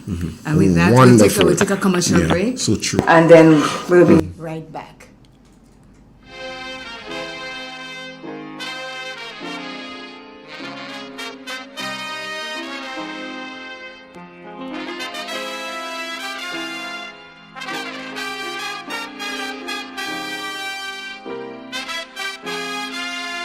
St. Patrick's Pharmacy. St. Patrick's Pharmacy. Looking for a wide variety of prescription drugs and over-the-counter medication? Check out St. Patrick's Pharmacy. Feeling weak and want a boost? Check out St. Patrick's Pharmacy for all your vitamin and mineral supplements. Essential oils such as lavender, peppermint, eucalyptus, and much more. Medicated soaps, antifungal and antibacterial, all at affordable prices. Visit St. Patrick's Pharmacy today at its new location. A new location on Glib Street, apartment number 4 at the Ford Building. We are open Monday to Friday from 9:30 a.m. to 5 p.m. Call us today on 414-1954 or 442-0204. St. Patrick's Pharmacy, where quality medication costs less. Ozone really gets it clean. Get with the Ozone family line of products. Ozone liquid laundry detergent. Perfect for your semi or fully automatic washing machines. Yet suitable for your hand wash. Soft on your hands. Ozone Disinfecting Cleaner. It's the most powerful disinfectant and cleaner with a long-lasting fresh scent. Tackles every job around the house or office. Ozone detergent powder and ultra-soft fabric softener gets your clothes clean with a natural freshness. Keeps your colors bright. Choose from the wonderful scents, soft flower, ocean breeze, and the new aloe vera. Keep your kitchen sparkling clean with the Ozone dishwashing liquid, Ozone sponges, and cleaning cloth. Ozone toilet bowl cleaner removes lime scale and kills germs while giving your toilet a refreshing scent. Ozone really gets it clean. Marketed and distributed by Calico, Frequente St. George's, and are available at shops and supermarkets nationwide. Do you know, when you play the games of the National Lotteries Authority, you are supporting sports, culture, and nation building in Grenada, Carriacou, and Petit-Martinique? Hi, I am Junior Murray, cricket coach, sports enthusiast, and a former West Indies cricketer. I endorse the games of the NLA 100%. For the past 40 years, the NLA has been funding many sporting activities, including competition for schools and clubs, and for athletes to participate in overseas tournaments such as the Carifta Games and regional cricket tournaments. Additionally, they made it possible for you, the public, to view local, regional, and international tournaments from the comfort of your homes. For those reasons, I play the game of the NLA. Even if I do not win, I know Grenada always wins. Yes, when you play all the games, the NLA in turn supports sports, culture, and nation-building activities throughout the Tri-Island state.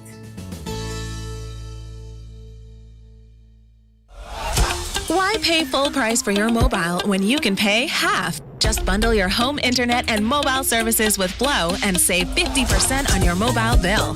That's money in your pocket every month. Plus, now you get free YouTube and WhatsApp data. And you can share your plan with up to 3 other numbers. Upgrade now and get a free smartphone. Switch and keep your number. Learn more at discoverflow.co.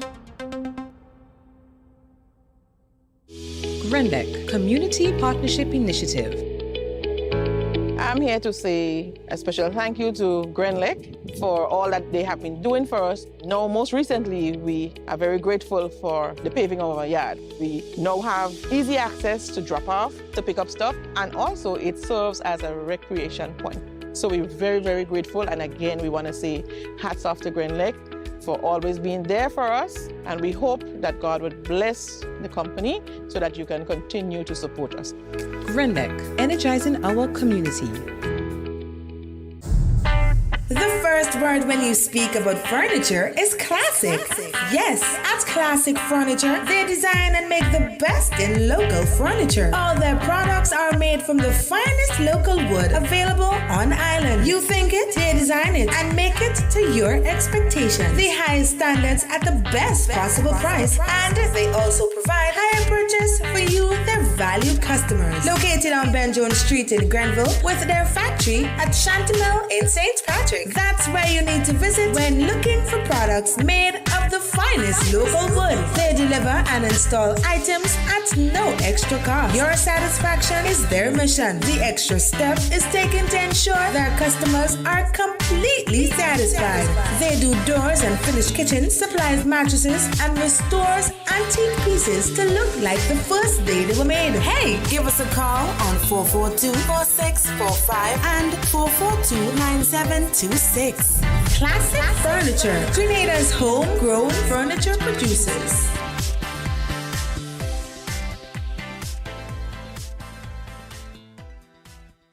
It is said, the proof of the pudding is in the eating. Therefore, the authenticity of the beverage can only be acquired in the taste. A taste which is original to Antoine de Beauregard Industries and comes from a combination of spices and local rum, which can hold its own all over the world. Woodman, a strength which speaks for itself. A taste which stands out from the rest, bottled with care, which speaks to perfection. Try Woodman today and be stunned by a flavor as never before. Let your palate savor that which is produced locally. Do not be deterred by substandard products. Our taste speaks volumes and sets us apart from the competition. You will be satisfied with every sip of our product. Say rum, say Woodman, feel satisfaction. Now that's quality. Step inside. Immerse yourself in colors that come alive. Color by Sissons. Let your imagination run wild. Surround yourself in a world of color. Color by Sissons. Endless inspiration. Bold expression. Bold expression. Color by Sissons. Sissons. Express your style with Color by Sissons. Grenada, we know you have questions. What is this concept of investment migration? What is CBI all about? Who is benefiting from the program? Where are the money spent? Well, we have the answers. The Grenada Citizenship by Investment Unit will be hosting its second public symposium on Friday, November 3rd, 2023 at 6 p.m. at the Deluxe Cinema, Grenville. Presenters, Mr. Thomas Anthony, CEO of the Grenada CBI Unit, Dr. Wayne Sandford, economist and CBI board member, Mrs. Afi Venture Vega, local agent and IMC member. Come have your questions answered, your concerns heard, and be informed about the program. Let's unveil the myths surrounding Grenada CBI. We look forward to seeing you there.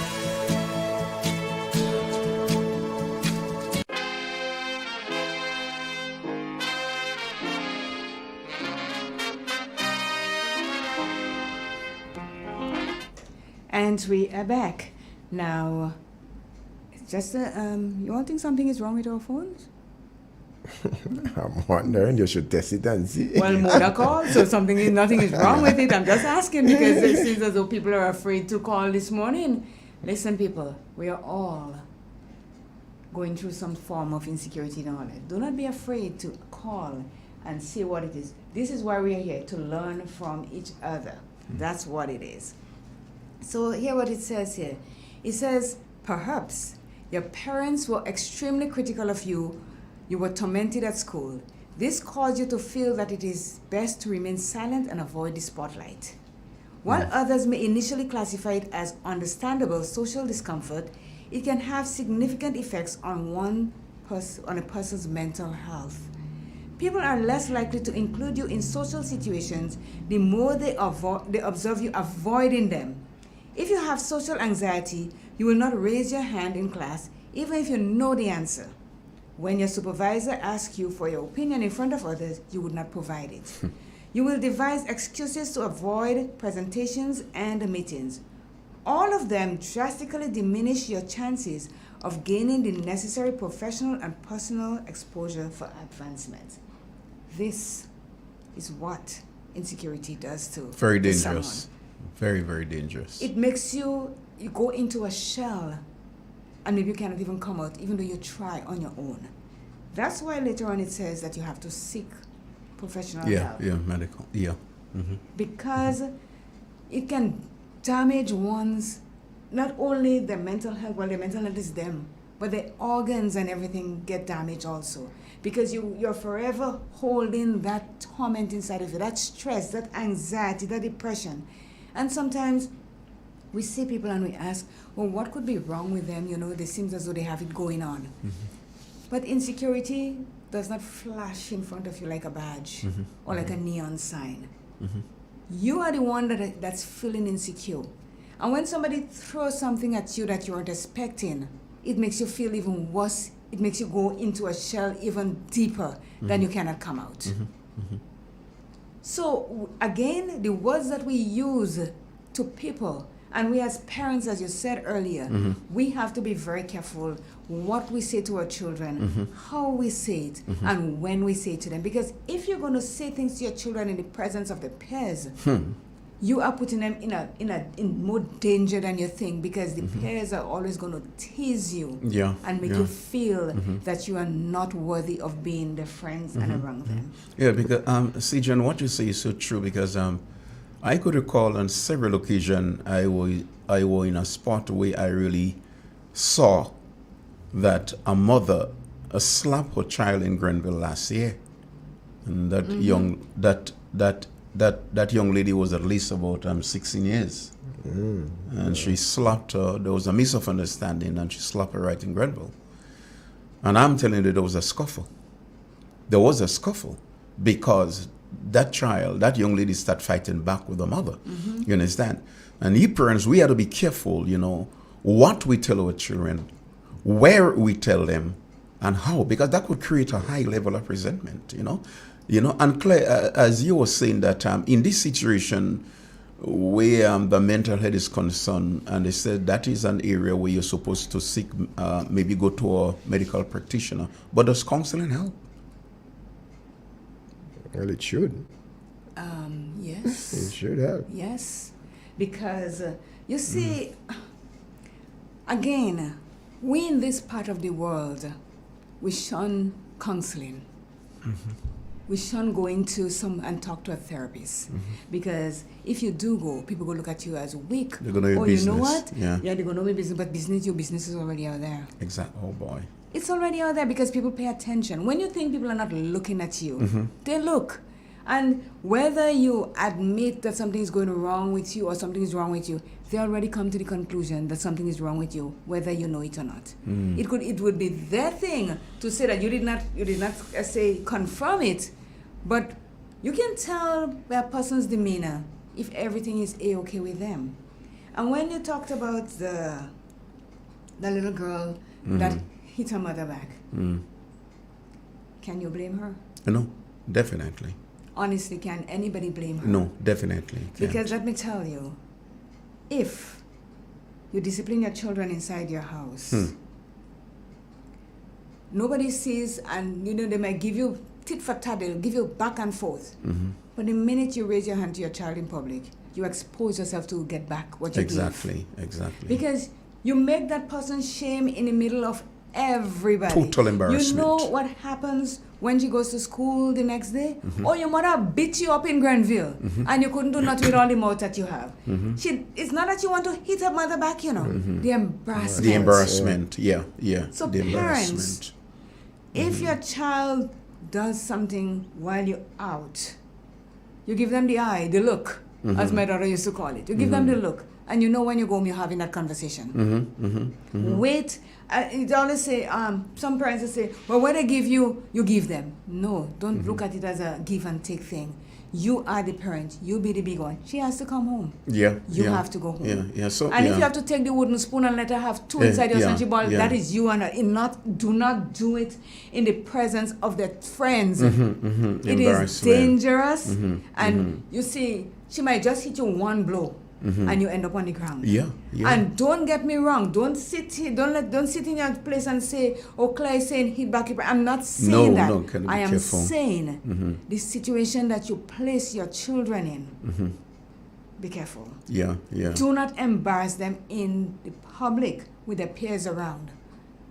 It is not pretty. What you sow, you go reap that. And parents could be very advantageous towards their own children. Because I could remember CJ and my friend that my mother beat me in advance, Remember you said that? Yeah. I remember you said that before. Lady beat me in advance. I mean, somebody gave her the mango and she raised the mango on the cooler. You understand? And she said, listen, you Helen, that's my home name. Don't touch it, don't eat it. I said, all right, I had no intention of eating a mango, even though she perceived that I'm going to eat a mango. And the lady dressed and then make sure you're in peace. She's going to Grenville. And then she came back, removed her slippers from her foot, and gave her 6 nice ones. She said, I know you're going to eat it. You understand? So think it was in advance. Man, as soon as she break out, I eat the mango. Oh, yeah, we get punishment already. We have a call. Yeah, so parents got to be careful. Yeah. Good morning. Good morning. Good morning. Good morning. Good morning.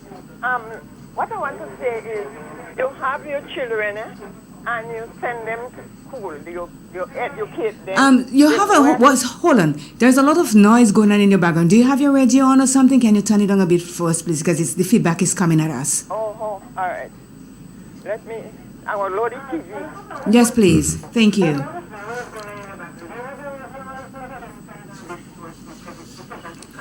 Turn it off for now so we can hear you clearly.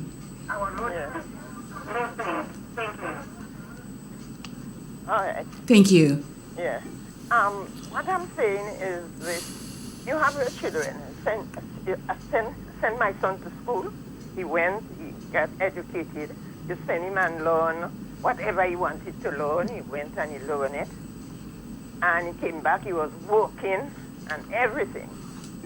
And he got a good job and everything, and he was working.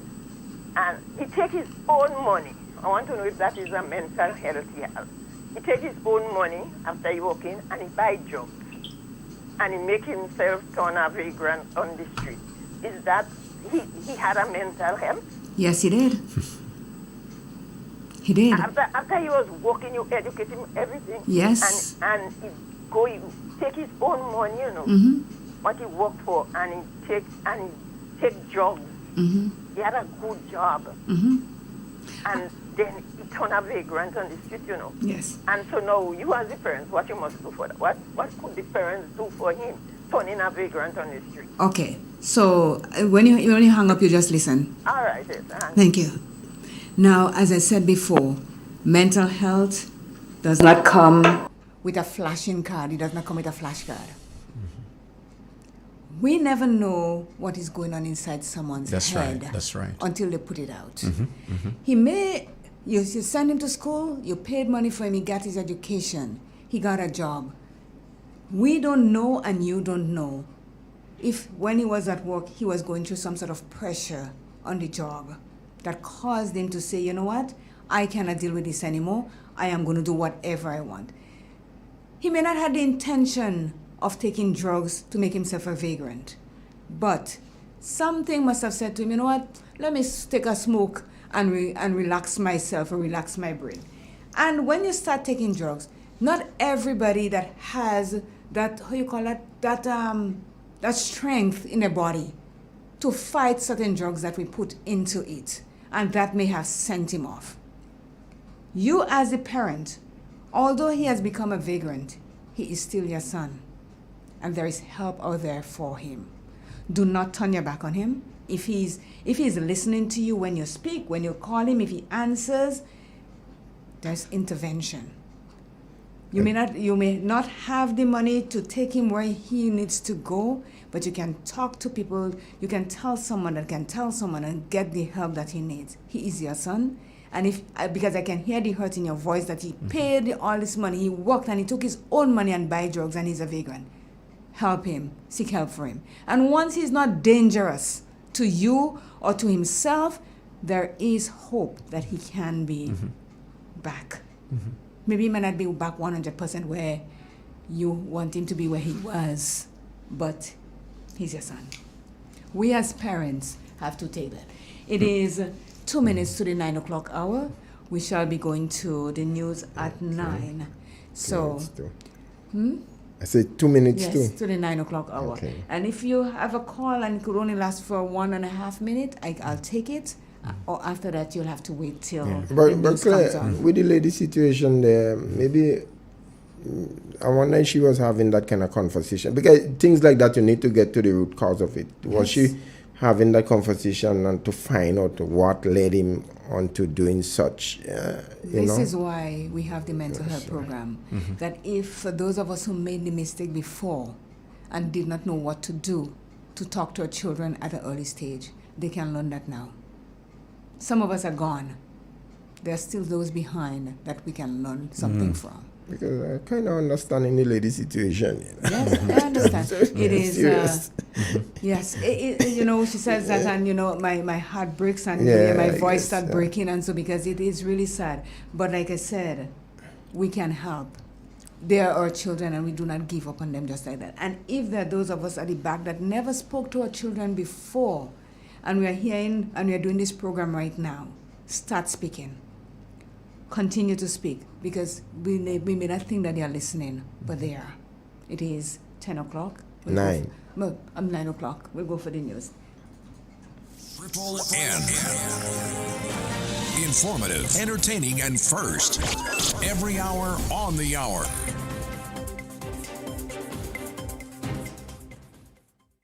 This is the latest news update as produced by the Northern News Network. Details when I return. M&M Hardware Limited, Hope St. Andrew and Dusty Highway, St. George. Shop conveniently for all your building materials including plumbing, electrical, lumber, cement, steel and much more. We manufacture roofing sheets available in 11 colors, aluminum windows, doors, insect screens and hurricane shutters. Installation services are available for all our manufactured products. Our opening hours are Monday to Friday 8 a.m. to 4 p.m., Saturdays 8 a.m. to 3 p.m. M&M Hardware Limited. Come on in and experience our affordable prices or call us 444-6757 or 440-6757 Dusty Highway. Email us at info@mahonhardware.com or mnmdusty@mahonhardware.com. M&M Hardware, foundation to roof. Let's build together. Welcome back locally. The St. David's branch of the Grenada Diabetes Association is to host a free diabetes and health clinic on Saturday 18th November 2023 from 9 a.m. until 12 noon at the Pedmata Gospel Hall. In the region in Jamaica, Youth Ministry Director says crime should not be politicized. Here's more. It is a social problem. Crime and violence doesn't look at your shirt if it is green or orange. It doesn't consider if you are Adventist, Baptist, or Catholic. It affects all of us. Around the globe, China factory activity sags, denting rebound hopes.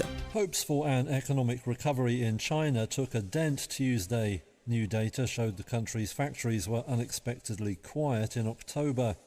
The closely watched Purchasing Managers Index for manufacturers dropped to 49.5. Economists had expected it to stay above the 50-point mark that indicates expanding activity. A slowdown in infrastructure spending was one possible factor. The turmoil in the country's debt-burdened real estate sector may also have dampened demand. Other data added to the gloom, with export and import orders shrinking for an 8th month. That suggests manufacturers are struggling for buyers overseas and in turn ordering fewer parts from local suppliers. The PMI for non-manufacturing firms also fell. Now it all highlights the daunting task for policymakers as they try to revive growth. Since June they have unveiled a series of measures including modest interest rate cuts. But analysts say more will be needed if China is to hit its 5% growth target for the year. Some government advisors are calling for next year's budget deficit target to be lifted, a move that would allow for more public spending. And in sports, Saudi Arabia is set to host the men's 2034 World Cup after Australia decided against bidding to stage the tournament. Football Australia confirmed its decision only hours before FIFA's deadline for declaration of interest on Tuesday. Saudi Arabia is the only other nation to bid. This ends the latest news update as produced by the Northern News Network. Thank you for listening.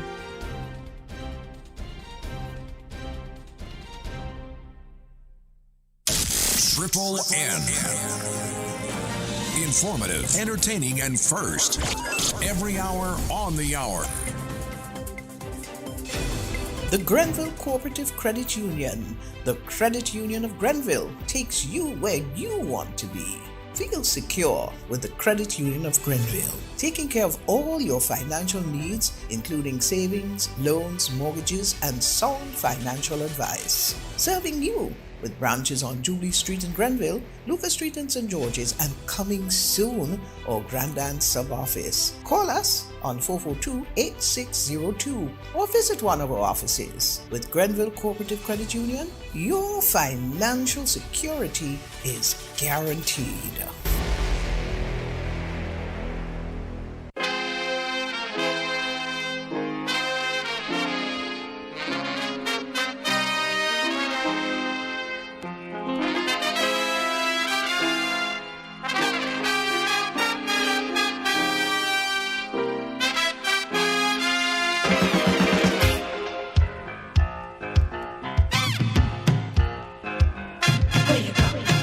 where you walk, what you say, when you talk, where you go, where you walk, what you say, when you talk.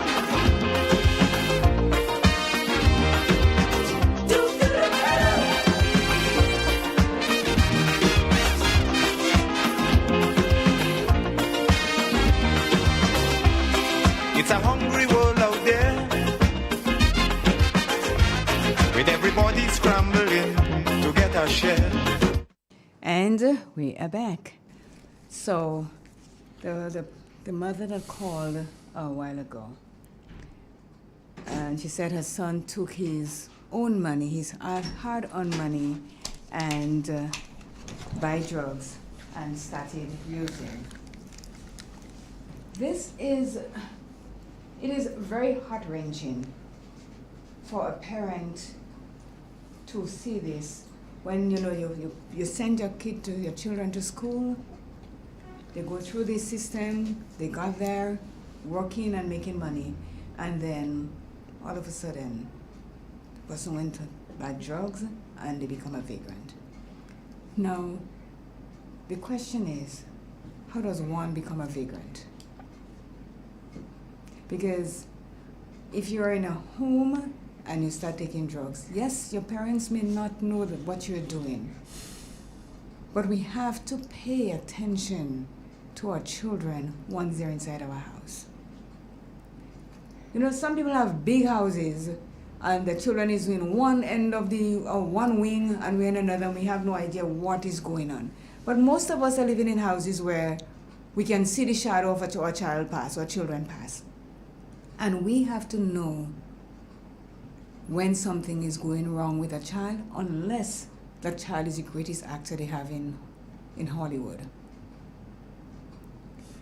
So it's sad to see that a young man has, well, you could say, lost his bearing on life, to give up his job and everything and start doing drugs. But again, as I say, when people go mentally disabled, we don't see a flashing sign in front of them saying that this is what happening to me until it happens.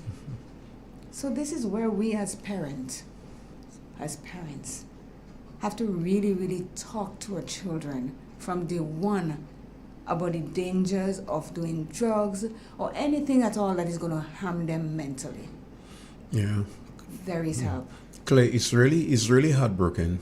I was waiting after the break for me to really give my 2 pence on that, because what we also have to, look at, you could feel the pressure on the voice of that caller. Mm-hmm, mm-hmm. I mean, to have your own child that you give birth to, and having to invest in that child from primary school into secondary school, into college, and you had nurtured that young man. You had invest every dollar, worked so hard to make sure that he achieved academically. And then your greatest joy is for he to find a job. And after you found that job, you fall through the crack where you have to use this bad substance drugs. But Claire, you are so right. Being in the job, you do not know exactly the phase that young man or woman going through while they are on the job.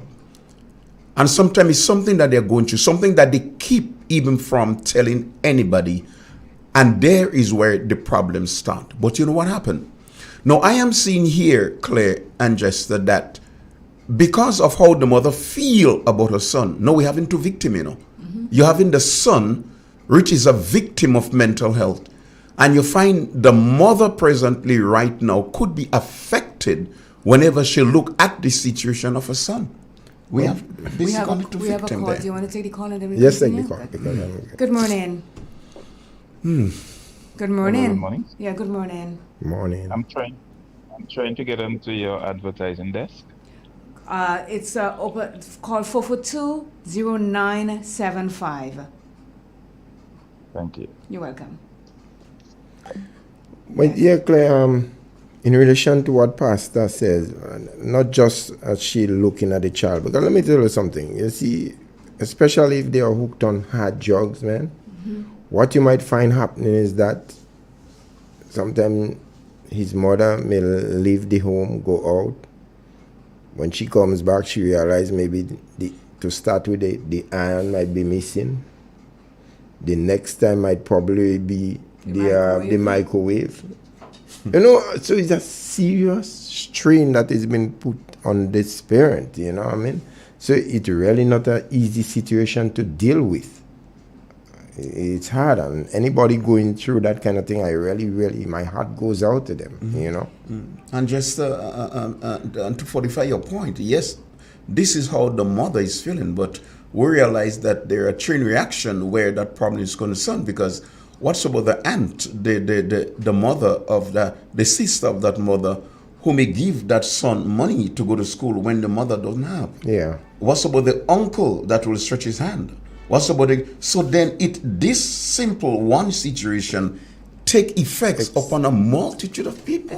So you're so right about that. Yeah, even so just right. For example, it could be able to take effect, and even the principal of the different school that he going to, it even takes effect upon his peers who know him in that graduation ceremony. Yeah, his community members His as community well, members. who are so proud of him, and all of a sudden it disappoint so many. And that's why, and I keep saying that's why we have to pay attention to our children. Yeah. We really do. Yeah. We send them off to school, and most of us leave it up to the teachers to parent our children. And when they come from, and it's not, a lot of us as parents, we do not do that because we want to. A lot of us are working, and we have to leave our children at people places, or they go home by themselves. And when they have time, this is when things happen. But when you go home, make sure you start questioning your children. Talk.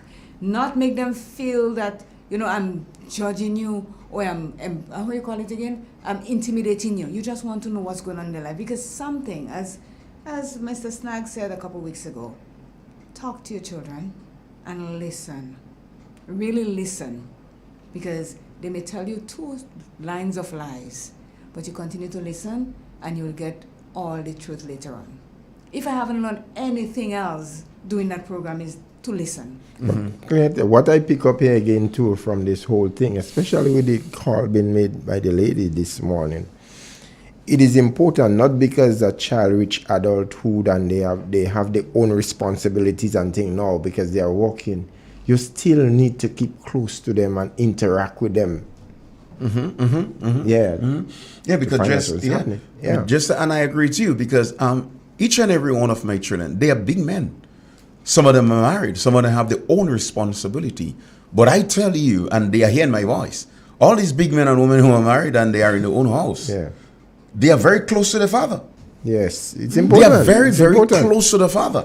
I get calls from Canada from my children, Daddy, this is what I'm going through. You understand? I'm saying, how could you advise me? I'm very, very close to my children. You have to. And that is important. But Claire, the lady that calls, if you could try to get a number for her for me, and before I leave the studio, I will want to get in contact with her when I get home. Lady, this thing fills me. If you're listening, call 442-0975 so you won't be on air. Call 442-0975 and leave your number at the front desk with Ms. Charles Alexander, and we'll get it to Pastor Louis before he leaves. Yeah, definitely. We have some work to do, Yes. Definitely. I mean, this thing ain't going on like that. I love to hear you say that. Yeah, this thing ain't going on like that. It is. You say the thing about when it comes down to the insecurity of parents and children, it is hand in hand. Because if a parent is insecure, the children feeds off it. Exactly. And that could work towards a detriment. Yes. Because if you have your parent and your children looks up to their parents to always tell them the right thing or do this and do that. And you come and you say, oh, Mom, we have to do that. I don't know if I could do this. I never do that in my life, so I don't know if I could do it. You don't give them that kind of thing because they feed off that and they hear, well, if Mom can do it, then I wouldn't be able to do it too. But if you say to them, okay, I've never done this before, but I'll find out how to do, and we'll do it together. Exactly. You give them a boost to say, well, mom is on board, and I'm on board. And you give them that kind of voice, and you say, I know how to do this. I never do that before, and this kind of thing. What are you telling them? That they would not succeed in anything that they're trying to do because they are insecure. They don't know where to start and how to continue doing anything. We have to, listen, none of us was born knowing what we know now. No, that is true. And there is something that says, if I knew then what I knew now, there are a lot of things that we did not know then, and we know them now. We cannot really change what happened down the road, but we can surely change what's happening now. Yeah. Because there's too many things out there, too much information out there that we can learn from. A lot. And we're learning from each other. You might see, you say your children are close to you and you're close to your children, and parents who have the parents and things are going on with them, just reach out. We may not succeed, but at least you try. It's better to try and fail than fail to try. You're sure right. Yeah. So insecurity. You see, some of us, we want to be perfect. And that wouldn't work. Nah. That wouldn't work. You're looking at one. It wouldn't work. What was that? I told us what was that? No. Perfectionism. We always strive to be perfect, but there is nothing perfect. Always room for improvement, man. Yes, Always the biggest room in each of us life is the room for improvement. We can always improve. And when we tell ourselves that we are perfect, we see everybody else around us as inadequate because we want to always be the perfect one that people can look up to.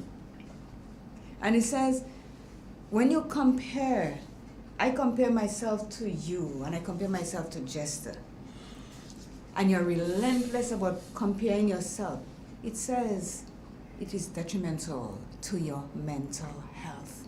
We cannot go on doing this. Perfectionism does not exist. We can get close, but there's no cigar. We cannot be perfect. And it says, sadly, social media has exacerbated the problem. Oh boy. And we always talk about social media. In every conversation people have, it's about social media. Social media was meant to be good. Like everything else, things come out to be good. But somewhere along the line, it changes and it becomes like a disease. A weapon of mass destruction. It is. And unfortunately, well, most of it is our children that gets the brunt of that. Yeah, so right. Their parents, and let me tell you, sometimes you walk in the road and you watch a parent and the children walking, and the parent is on their phone and they texting and they whatever and ignores their children. Social media, what do you call it again? The thing of mass destruction. Weapon of mass destruction is for a lot of us as parents too. Because we forget how to do parenting, and we go into social. If I tell you I don't really care what they have on Facebook, you would not believe me. I don't know what is there myself. I don't care. Yeah, I don't know what is because people tend Facebook was, as far as I understand, when Mr. Zuckerberg discovered or invented Facebook, it was for people to meet, to get to know each other, or your friend, a long lost friend, you get to talk to them again. But it has become a thing where people go on it to lambaste people, to bring people down. They are insecure in their own right, and they sit behind Facebook on a chair, wherever they sit, and they make you feel really bad because of their own insecurity. So they hide behind it. So when I think about Facebook and the people that goes on Facebook and do all these things and then come out and get help. Look after your children instead of walking the road, almost thumping your toe, car come in, and you ain't even seen it because you're so engrossed in that phone. The addiction. You're not paying attention to your children. So those of us that are parents and are doing that, become a parent. Be a parent and look after your children and stop this walking around on Facebook. And so, because as far as I see, it is not educational, to be quite honest. Because when I hear what people talk about, they see this on Facebook and they see that on Facebook, it makes me wonder, where are we going? And how far are we going to go down that rabbit hole before we catch ourselves? And again, Claire, in terms of the parents with the phone and with the little children, as you rightly said, in the road and on the phone, and this thing is taking a toll upon even your little babies, because I realize that, I don't know if you discovered that, parents have the children, sometimes a year old, sometimes less than that, and the child is fighting for the phone. The child is fighting for the phone. And the reason why the child is fighting for the phone, because 24/7, you're nursing him and you have the phone. You give him the bottle and you have the phone. So that is something he is trying to gravitate himself to. And before the child reaches, less than a year, you have some children that know the phone even more than the mother. Not only that, Yeah. we let these devices babysit our children. Exactly. That's what it is. Yeah, exactly. We give it to them and say, sit down and watch this and sit Yeah, there and do that, yeah, because yeah. we have other things to Yeah, do. cocoa melon and all this kind of thing like that is dangerous. What happened to the day when we Yeah. didn't have any of those devices and our children used to be looked after? Exactly. A mother put a phone there and put on cocoa melon, and she will leave that child there and go in Grenville and come right back, and that child watching cocoa melon. You understand? Oh, It's I dangerous. didn't know cocoa melon. Yeah, and all these different kind of things. Nowadays we do that. You understand? Yeah. He says here, what makes a person insecure? And that keeps coming up, what makes a person insecure. He says, an indication of insecurity is low self-esteem or a bad self-image, especially if it appears to be inconsistent with external observation. Low self-esteem is when you have negative thoughts about yourself or your talent. It can contribute to other issues, particularly mental health. Hear what it says. Consult a physician if your self-esteem is extremely low. But do we have the physician? Who? That is a good question. Yeah, consult a physician. Do we have practitioners, who deal with the situation? Because presently, right now, we even need doctors who can be able to deal with the addiction of even Facebook and telephone. Much less, I don't. No, there are people, there are therapists that can really help you. But we have to reach out to them, and we have to admit that we have an issue. And that will come with a cost. Of course. That will come with But a cost. everything comes with a cost. listen, And you may... I always say that I am going to pay my money if something is going to make me better. You know, the funny thing is, we need help, and we know where to go get it. But because it costs $100, we refuse to go get it done. But we can walk into any store and buy a pair of jeans for $150. And the best phone. And the best phone for $400 and $600. They do nothing for us, more than maybe make us look good or somebody say, oh my gosh, I like your phone, where did you get it? Inside is where we start to have to look at ourselves first. Inside. Yeah, I agree with you.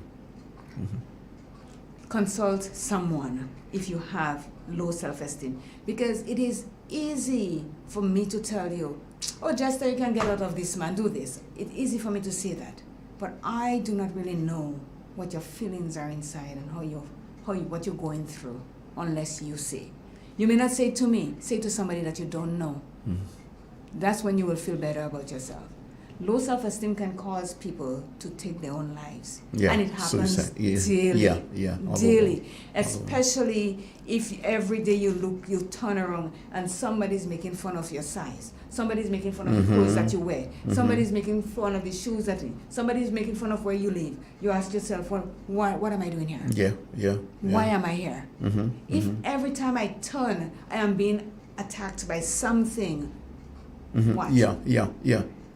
Okay, I agree to you. I agree with you there. Yes, and as we say, insecurity leads to low self-esteem and no confidence. Because I could remember a couple of years ago living in Carrico, struggling as a young man, didn't marry as yet. And then after I got married, I decided to erect a house. But, I didn't have the money. And then my wife, mom, gave her a spot. And I tried to knock up something like a ghetto. And it was on a hill, and I try my best, and the most important thing, it is me and my wife living in that house there. We didn't have any kids as yet. And then some people was in the bottom of the road, they was cleaning the road, and when a guy look up, I was in the yard, and the man say, whoa, you see that piece of thing up there, there's a control tower? And watch, this thing hit me so hard. To know that somebody could have really killed me with with the thing that I built up there. But to me, it's a house. You understand? And you know what that caused me to do? When I heard that guy make that statement, I did everything in my power to change that control tower into a palace. I'm telling you, I work hard. Because the statement that he made, It motivated me. Yeah. And right where the control tower was in Carrico is a mansion. And when they saw that, he started to push drugs. People could really say things to bring you down, but you have to have what it takes to combat that, to go forward. So we realize some negative comments actually could use as a springboard. Of course, because I just always say, whenever we talk about peer pressure, people only look at the negative part of peer pressure, but peer pressure have its its positive side. Somebody could pressure me to do something good. It's also peer pressure. You understand? Yeah. Okay.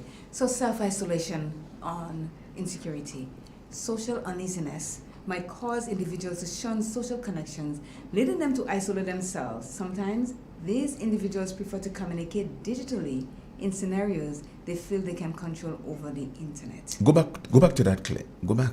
So self-isolation says social uneasiness might cause individuals to shun social connections, leading them to isolate themselves. Sometimes these individuals prefer to communicate digitally in scenarios they feel they can control over the internet. So social media is where they can stay behind and sit. We have a call that we have to take.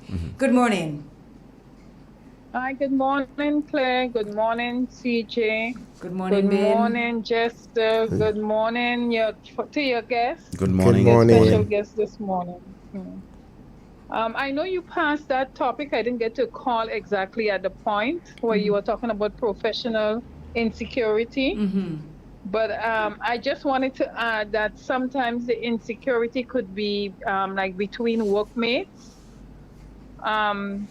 Somebody at the workplace, you're working with them, and they're insecure because they feel that somebody else would take their position. So that is true. What happens, this does not go well like with good employee relationship.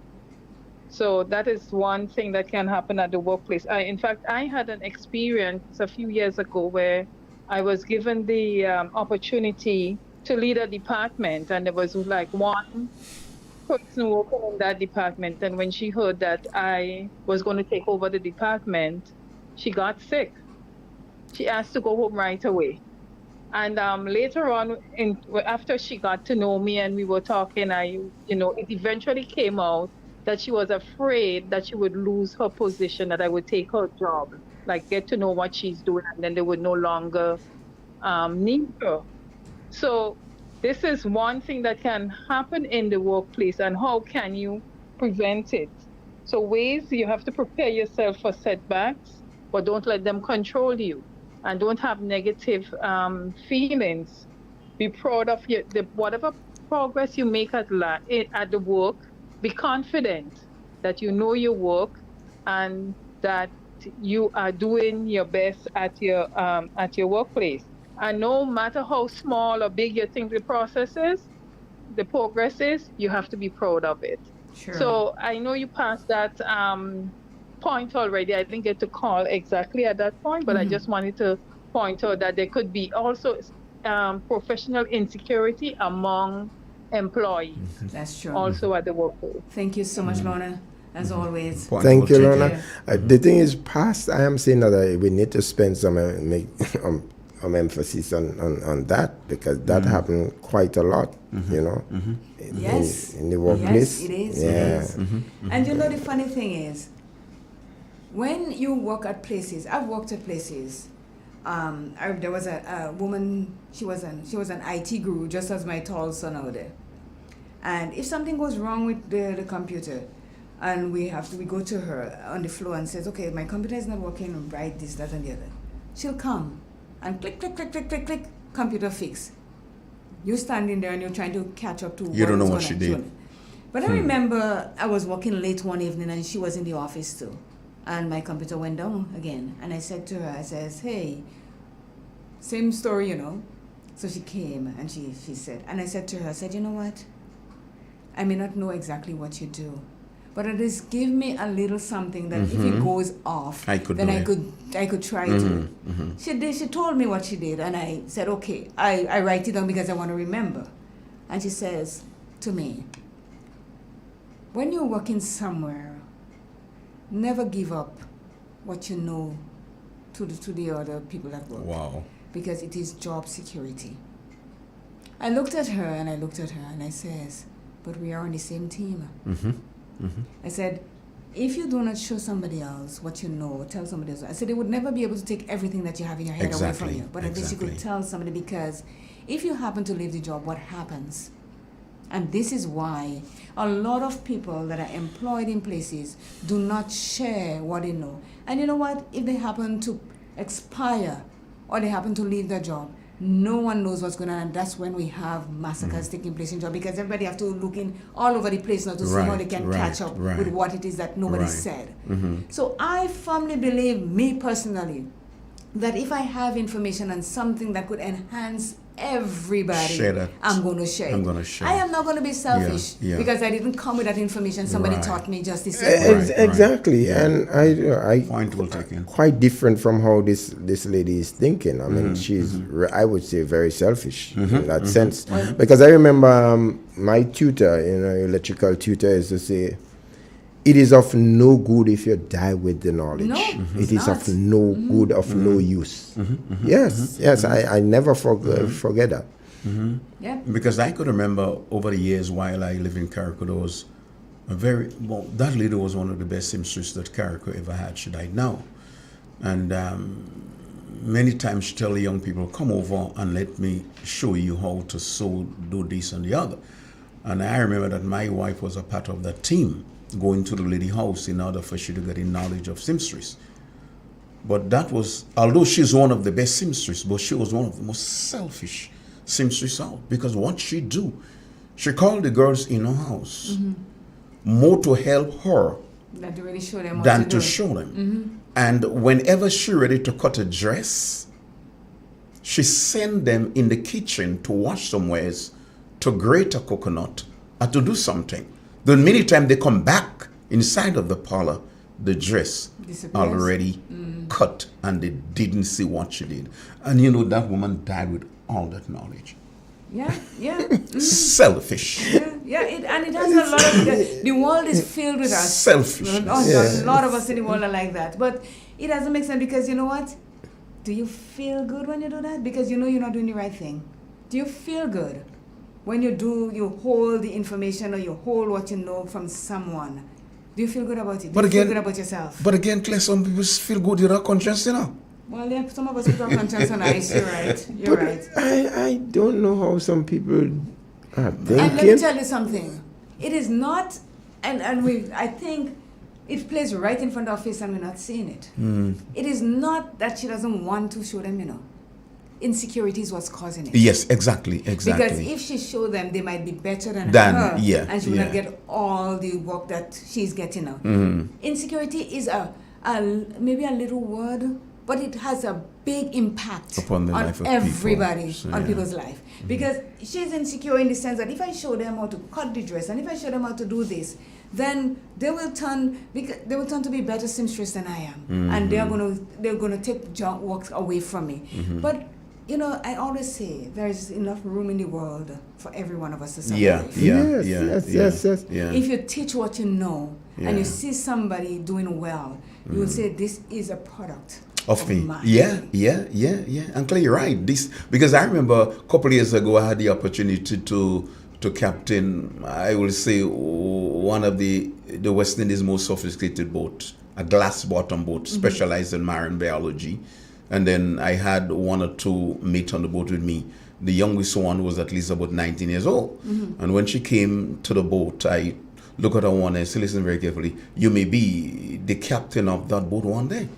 And she came on the boat. She spent a good while on the boat. I continued to teach her the boat and, how to get over the reef, how to educate the people, because we had people coming all over the world to Carriacou to get on the glass bottom boat. And with all the knowledge that I impact to that young lady, before I left the boat, and I think she's listening to me now. Before I left the boat, she became the captain of the boat. And one day I was at Hillsborough, and she passed very close to the jetty. I was standing there, and she realized that I was standing there, and she passed very close and, came out and saluted me. Her name is Keisha Thomas, who became the captain of the boat. And I felt proud to know I was once the captain, but I impacted this amount of knowledge into that young lady, and today she become the captain. Well, right now she's doing nothing now, and I get my solid. Aye, captain. But the thing is that I am not. I don't understand why they are not seeing it that when you spread the knowledge, it's even a big help for you yourself. I'm telling you what's happening right now. From ever since PTANS would have been from the inception, I've done the electrical work there. I do electrical maintenance. And right now, there is a young man that works in PTANS, right? And as we stand, he's training with me in electrical trade. And I would see that as a very big help for me. Because certain times for little things, I get called. And I was just thinking, boy, if you had somebody, sometimes maybe just to put in a starter. Oh, boy. So Simple. It will be a big help for me now training him, and he acquire a certain amount of knowledge. He will be able to help and just chime in there and just deal with certain things rather than I have to sometimes where I am and I get that call and I have to leave to rush to PT, and he could be there dealing with that. And you're proud of it. And while I am going down, he's coming up. I can also get him to do other things. I could call him and say, hey, watch, there is a situation there. Could you go and check that for me? That's how you're seeing this and evolving in such a way that you yourself are being assisted. Impact the knowledge. So here this point on satisfactory job performance. It says job instability or lack thereof of stability can encourage certain individuals, but it can typically result in subpar performance. It can lead to absenteeism, that's avoiding work, turnover intention, wanting to quit employment shortly after starting, alienation from co-workers and group projects, and negative work attitudes. So insecurity again can cause that to happen when you're at a workplace. And sometimes, I don't want to go back to this, but the lady that talked about her son, maybe he was going through this also, and people are on his back. You're not doing this right, and you're not doing this, and you know. So that again, we have to be aware of and be careful of. Anxiety or depression.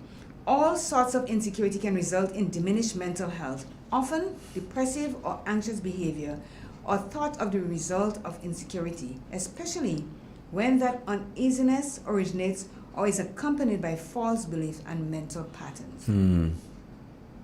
So, it is a lot to do with a lot of things. We say the word insecurity, but it is a broad base. Very much. So many things is under insecurity. And here are some of it. Says among the possible reasons for mental health issues stemming from insecurity are lack of emotional support from guess where? The family. True. Their family. Mentally insecure people that are let down by family and friends become the most vulnerable to mental health conditions. And we've seen it today in our street. Seen it today. Lack of physical needs. When people are unable to meet their psychological needs such as food, shelter, and protection, they sometimes feel insecure and struggle to meet their psychological needs such as protection, safety, and emotional security. Lack of emotional intelligence. Those with poor emotional intelligence are unable to effectively regulate their own and others' feelings, resulting in unstable relationships and less trust. Lack of frankness and openness. When people aren't open, comfortable, and curious about new situations and people, they experience more anxiety and fear, resulting in a reduced sense of security. I mean, disagreeable personality. Disagreeable persons tend to have more social disputes because they are not helpful, supportive, or empathetic. These characteristics create a sense of danger and insecurity in social circumstances. So if somebody, as they say, people ignorant and they know what's going on, they are the worst to get to talk to or to get anything to do. So here is the one that we're going to touch on pretty soon. insecurity in relationships. In relationships, insecurity can drive you to unhelpful thoughts and behaviors, which can include incessantly checking up on your partner if you are not with them to determine their whereabouts. Not trusting your partner to stay faithful to you and constantly worrying that they are cheating on you. Feeling jealous of all the other people in their life and resenting the other people they are close to. Not taking your partner at their word and wanting to verify everything they tell you. Feeling like your partner may break up with you at any time.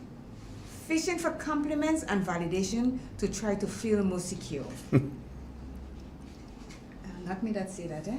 I'm just saying that this is what happens in relationship when you're not secure or you're not feeling secure in the relationship that you have. You feel that you always have to make a phone call just the way you did. What is your first name? Bartholomew Lewis. Bartholomew, where you at? Yeah. You say you want to come in 5 minutes. 5 minutes, the clock stop. Always checking up to see where Where you there? I did the bus stop and I sing it. But how I hear in vehicles commotion there? are. Where are you? You're quiet as a lamb. Nothing, no vroom vroom taking place there. But you're in the bus terminal. And you feel that, everything they tell you, you question it because you don't trust what they say. And there's a reason why this happens. Yes. And Claire, these are the little things that what has created problems in the relationship. Yeah. Explain. Well, for example, you will not have nothing, no cause for that kind of alarm, which they are making it into. And you know to yourself, absolutely nothing is really happening that they should be concerned about in such a way. And then they kind of pinning that to you, and that does create problem. And real problem. Because just there's a lack of trust. That is why all these calls have to be made. But the question is, CJ, calling is okay sometimes. You're concerned, but it all depends on the level of call that you make that create more question and answer. Because there are times I call my wife, say, "How are you doing? You understand, on the job you're doing okay?" There's no wrong. That's what I'm saying. You understand? Hey, say, how are you doing? Everything is well. Because one thing with me, I don't care where I go, I call mama. How are you doing, girl? Everything is well. What are you doing? Take some rest. But that is all right. But it's not a call on suspicion. Exactly, sir. Exactly. say that. Why are you taking offense? No, because I'm about to ask something here. You say you can call, and there's no wrong in somebody calling the significant other and say, "How you doing?" As you say, you call mama. Yeah, sure. But let's put it on the flip side. You call the person, and they're not answering. 1 call, 2 calls, 3 calls, 4 calls, and when they answer, they tell you they're at that place, and they're not there. You see the thing about it. If people are honest with each other and to themselves, the persons that call to check up on you insistently, what is that? That word. Is because they have a reason to. Nobody is going to pick up a phone and just call you just 10 times if Randomly. They don't have a reason to call you that 10 times because they know what it is they're calling, why they're calling. What they want to know. I don't know what they want to know. I don't care what they want to know. But if they feel that everything is not on the up and up, chances are you get the calls. Claire, but let me butt in right there and then, because the thing is, sometimes people do behave as though the phone is really a tattoo to your body, and that doesn't happen. First of all, when you call that person, yes, you may call them a few times and you didn't get them, but when you first have to hear what was the reason for not answering the phone for such a time. Because, for example, if I could be doing certain work, and electrical work, sometimes you're working live, you don't have no time for no phone. Your phone could be resting and you're up in the ceiling. Listen where you are. And you're dealing with certain things. You just can't take these calls. I understand that. But so some people now, they find out they might call about 4 or 5 times, they didn't get you. But they're quick to jump to some form of conclusion. Well, some kind of form the of... nature of your job... And I am saying that in some instance, first hear what the person have to say. Because when you hear the reason, you then realize, oh boy, he had a real valid reason why he wasn't answering the phone. That's the thing. No, I'm just. We have a call. Hold on. Good morning. Hello, good morning. Good morning. How are you? I'm good, thanks. All right. I was just hustling to reach home, and I just get home. But on my way home, I was listening to the conversation about teaching people to do things on the job. You know, pass on the information. Mm-hmm. You know, I used to work in a firm in St. George's, lumber company. Mm-hmm. And you could ask me about any length of lumber. I don't have to make give you the length and the breadth. Mm-hmm. And how to calculate lumber to get to the square foot and thing. And oftentimes, when as I work there, my boss would he would employ somebody, a new person, and he would call me in the office and say, I'm employing this person. Teach them how to calculate lumber. Mm-hmm. I have done that on many, many occasions. Mm-hmm. And you know, teaching people after a time could break you. Mm. They break you, and they don't give you the encouragement to teach others. And here is what happened. I teach so many fellas, and one day there was a guy came to there, he learned to calculate lumber, and then he left. One morning we go to work after a month end. He went and worked with another firm without notice to where he left. And after a couple of months, when I did see him, he called me by name and said, you're still in that place, they're working for that little money. Oh boy. Oh. What? No, that's not right. Okay. Just later, I say, is that so? Okay. What? And he met me right, I could tell you he met me between Cross Street and Granny Town Road in St. George, when you stay down and watch the police calling you up there. Mm-hmm. And he told me that. About a month or two after, my boss called me again and he asked me to send a young man there from Vandom to teach him in the office. I say, boss, I don't think I could do that. The boss take out the glasses in the eyes. If you eat on top before, you take it out, you put it back in the eyes. He asked you to do something, you tell me nothing. I say, boss, I'm not doing it. He said, well, tell me something. Why you not doing it? I'll give you an order. I say, when I teach them, and you miss them after 6 months, and they go in another firm and they work for more money and they're working for the same thing, because this is the feedback I got from Mr. So-and-so from River Road. See, he tell you that? I say, yes, he tell me. I say, I'm not teaching anybody to do that. You employ somebody to come and work in your lumber yard. They just come from high school. They should know what to do. I didn't go to no secondary school. My mother couldn't afford it. I had the ability to do it, but she couldn't afford it. I should have been a student of SAS. And SAS was in Grenville with the big Marleys. Mm-hmm. And my mother could not afford it. And my father was in England and he never helped. Right? Mm-hmm. Well, he called me and he coaxed me. The gentleman, the young guy came to me and he said, call me by name. He said, please help me. I said, why do you want me to help you? He said, my mother is bedridden. She had lost one leg. And she actually bedridden. And I just leave school. And I want to do something still have an application for to do teaching work. But the Ministry of Education probably don't ready for me yet, or my application isn't passed. Say, boy, because you give me that thing, I'm going to teach you. Mm-hmm. And teach him to calculate lumber. And it was a good thing I did, because when he was leaving and he got the job to go and teach in the Anglican Senior School on Church Street, came to me and he said, thank you very much for what you have done, because I'm now getting the job to teach at the school. So these things that make you and break you. Yes, it does. And then they turn back and they push you down the ladder. Yes. Mm-hmm. And they make you, and they don't give you no thing to teach anybody else.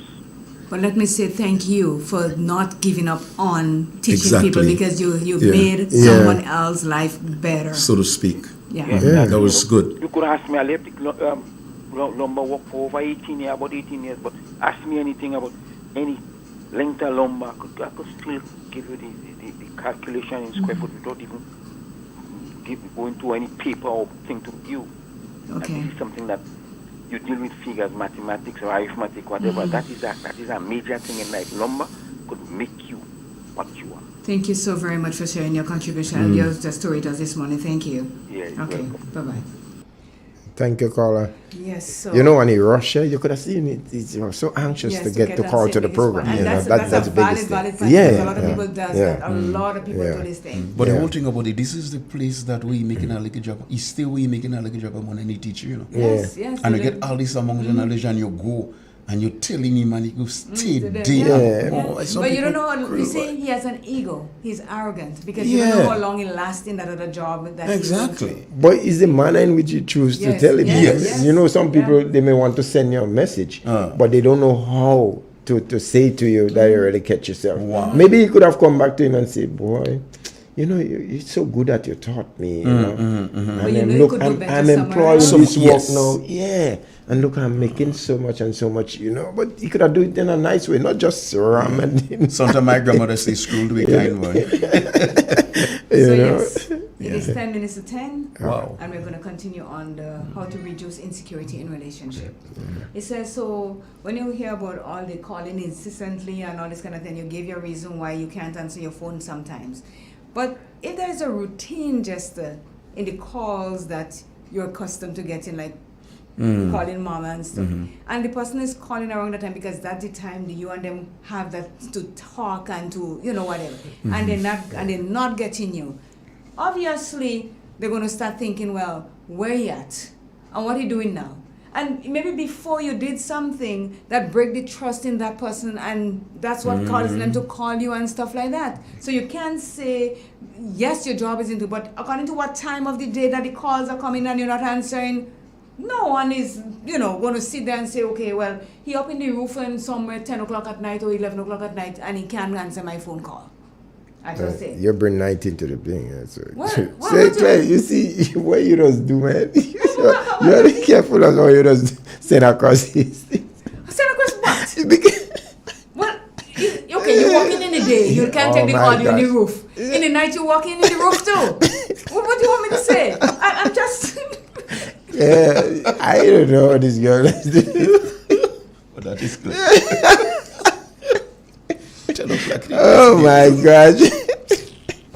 Okay. Oh So gosh. it says, you said, so what you can do to stop feeling insecure in your relationship, says Dr. Roanoff, is suggest some strategies that can help you cope and make yourself feel secure. He says, identify your triggers. Become more self-aware about situations that trigger your insecurity. Track topics of areas that prompt feelings of insecurity so you can begin to identify the problems you need to work on. So if 7 o'clock at night, I normally call you, Jester, and I'll call you 7 o'clock, you're an answer. I'll call you 8 o'clock, you're an answer. 9 o'clock, then I'm saying to myself, you know what? I ain't even bothering to call again. Your phone is just mine, is mine when you call, but I ain't have to answer my phone either. Because I know where you are, you don't have to know where I am. Simple as that. Work on what it is that caused you to become insecure in that relationship. It says, communicate with your partner. Engage in more open communication about your insecurities, how they arise in your relationship and ways you can begin to work on them. So if I call you and I'm supposed to call you at 10 at night and I call you and you and answer your phone or so, yes, you could fall asleep and yes, you could be having a shower or stuff like that. But if you come from the shower or whatever and you did not call me, it's up to me to think whatever I want to think. You cannot stop me because the pattern has been broken.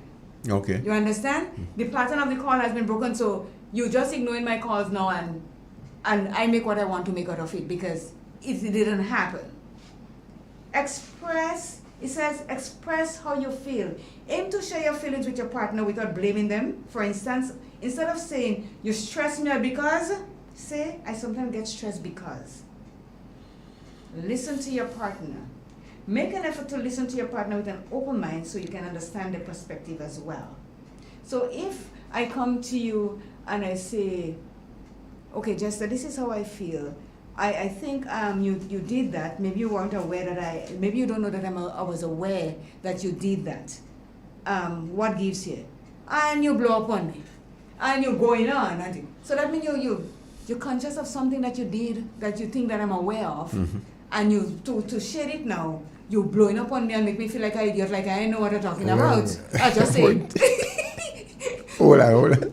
Well, I speak in, give but it's a, moving. no, give an example. I don't I just understand what you're talking said, about. if I say, okay, Jester, you said to me that you were in Pythians at 10 o'clock at night, but you were by Blast that same time playing pool. So you lied to me. You used Pythians you're at your job to say that you were walking there while you were having fun at Blast, and you had me sitting there on ice waiting for you to call me at 10 o'clock, and you didn't call. So I am aware that you weren't at Pythians. When I said to you, Jester, you weren't at Pythians, you're like, well, what's that was a blast? And this time you're going on. And you are blasting me in that case. So this is things that you did. Don't moan for me. No. Somebody will go in Hold the on, why, ocean. Claire? You just make people know you're just using this as sort of examples. I don't understand why you're making it look no. as if. You see what I'm talking about? I didn't say you were doing that, you know. But you just have to defend But yourself. yeah, you come talk about don't moan for you. I say, I don't understand. What's wrong with this guy? It's still boiled down to a very high level of trust. Yes. It's still boiled down to a very high level of trust. Yes. And if you give me something once not to trust you, then what make you think I'm going to trust you for the other times? It says try journaling. It can be helpful to maintain a journal where you write down your thoughts when you feel insecure. But I think that's a dangerous thing to do. Very because much. you're going to go back Exactly. in the journal and say on that date, this happened and so. Keep it in your head. Fly back that, because if the brain forget it, you go back to the journal. I'm going there and get it. But it says the exercise can help you identify situations that trigger your insecurity. You could even undertake a couples journaling exercise to help build trust between you and your partner. So maybe if you write, and then you go to a counselor, you could say, okay, this is what it is that is bothering me most of the times. The counselor can say, okay, let's try to work it that way. As someone said, if you don't call and you say, all you need to hear is the person's voice to say, I am okay. But when you answer your phone, you leave it open for me to think anything that I want to think. It says, consider going to a therapist. While insight and open communication are essential, sometimes you need perspective from a trained outside source to fully grasp how your insecurity is linked to more complex dynamics. In turn, your therapist can work with you to cope with your insecurity. And it's talking about my insecurity, not your insecurity, individual insecurity. Because we are all going through different things. What I'm insecure about, you may not be insecure. So we cannot go to a group therapy to talk about my insecurity and you don't have. You understand? It's mine. So here is this. A word from very well says, living with insecurity can be painful and nerve-wracking. If it can make it difficult for you to believe you are worthy of love and make it hard to function in a relationship. Not trusting your partner and your relationship can cause you to engage in unhealthy behaviors that would cost you your relationship. Taking the time to understand your fears, communicate openly with your partner about the feelings, and seeking professional help if needed can help you combat insecurity and build a healthier relationship dynamic. And here is what the impact it has on your mental health. Insecurity impacts your mental health because at the core, you believe you are not worthy or deserving of love and care. This will affect your romantic relationship as well as your relationships with your friends, co-workers, children, and family members.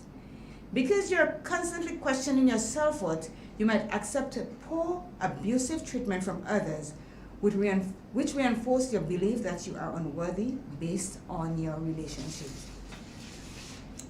Insecurity. This is a lot of things that it can do to you. And the greatest impact it will have is on your relationship. So we have to learn to be honest with each other. We have to learn to be open, and we have to learn to listen when each other is saying something. Listen. And write what it is that is affecting you. So when you go to a therapist, if you choose to go to a therapist, you can put it out there. And as I say, there's a field in the back of me there. And a lot of people play the field. And you have to stop playing the field to stop making a lot of people in your life insecure. That will impact the mental health. Because if they do get mad, you are the first person they're taking it out on. Of course. Not anybody else. It is 1 minute to 10.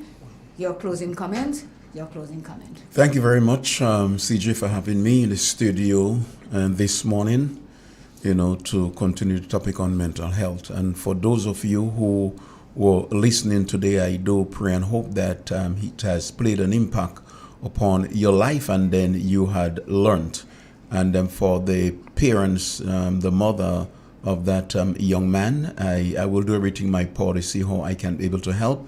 And Claire, I need to congratulate you for a very good topic put together that can be able to help Grenada and the greater part of the world. Once again, thank you for having me here. Thank you. Well, of course, the program was nothing without the listeners and viewers, and of course, I like to applaud them for taking the time off to listen and view. In some instances, another great program it was today on the topic. Yeah. You know. Let me say thank you to all the Real FMers, the family of Real FM. Thank you for always checking in. We really and truly do appreciate the support that you give to us here. And every Tuesday, we try to bring a topic that can impact the life of someone. And if it's just one person, we help to make that change. We are good. We are feeling good about ourselves. So thank you so much. And we'll see next Tuesday, God's will. It is 10 o'clock. Inside the studio of Real FM and the rest of the Eastern Caribbean, we have news right now. Triple N. Informative, entertaining, and first. Every hour on the hour.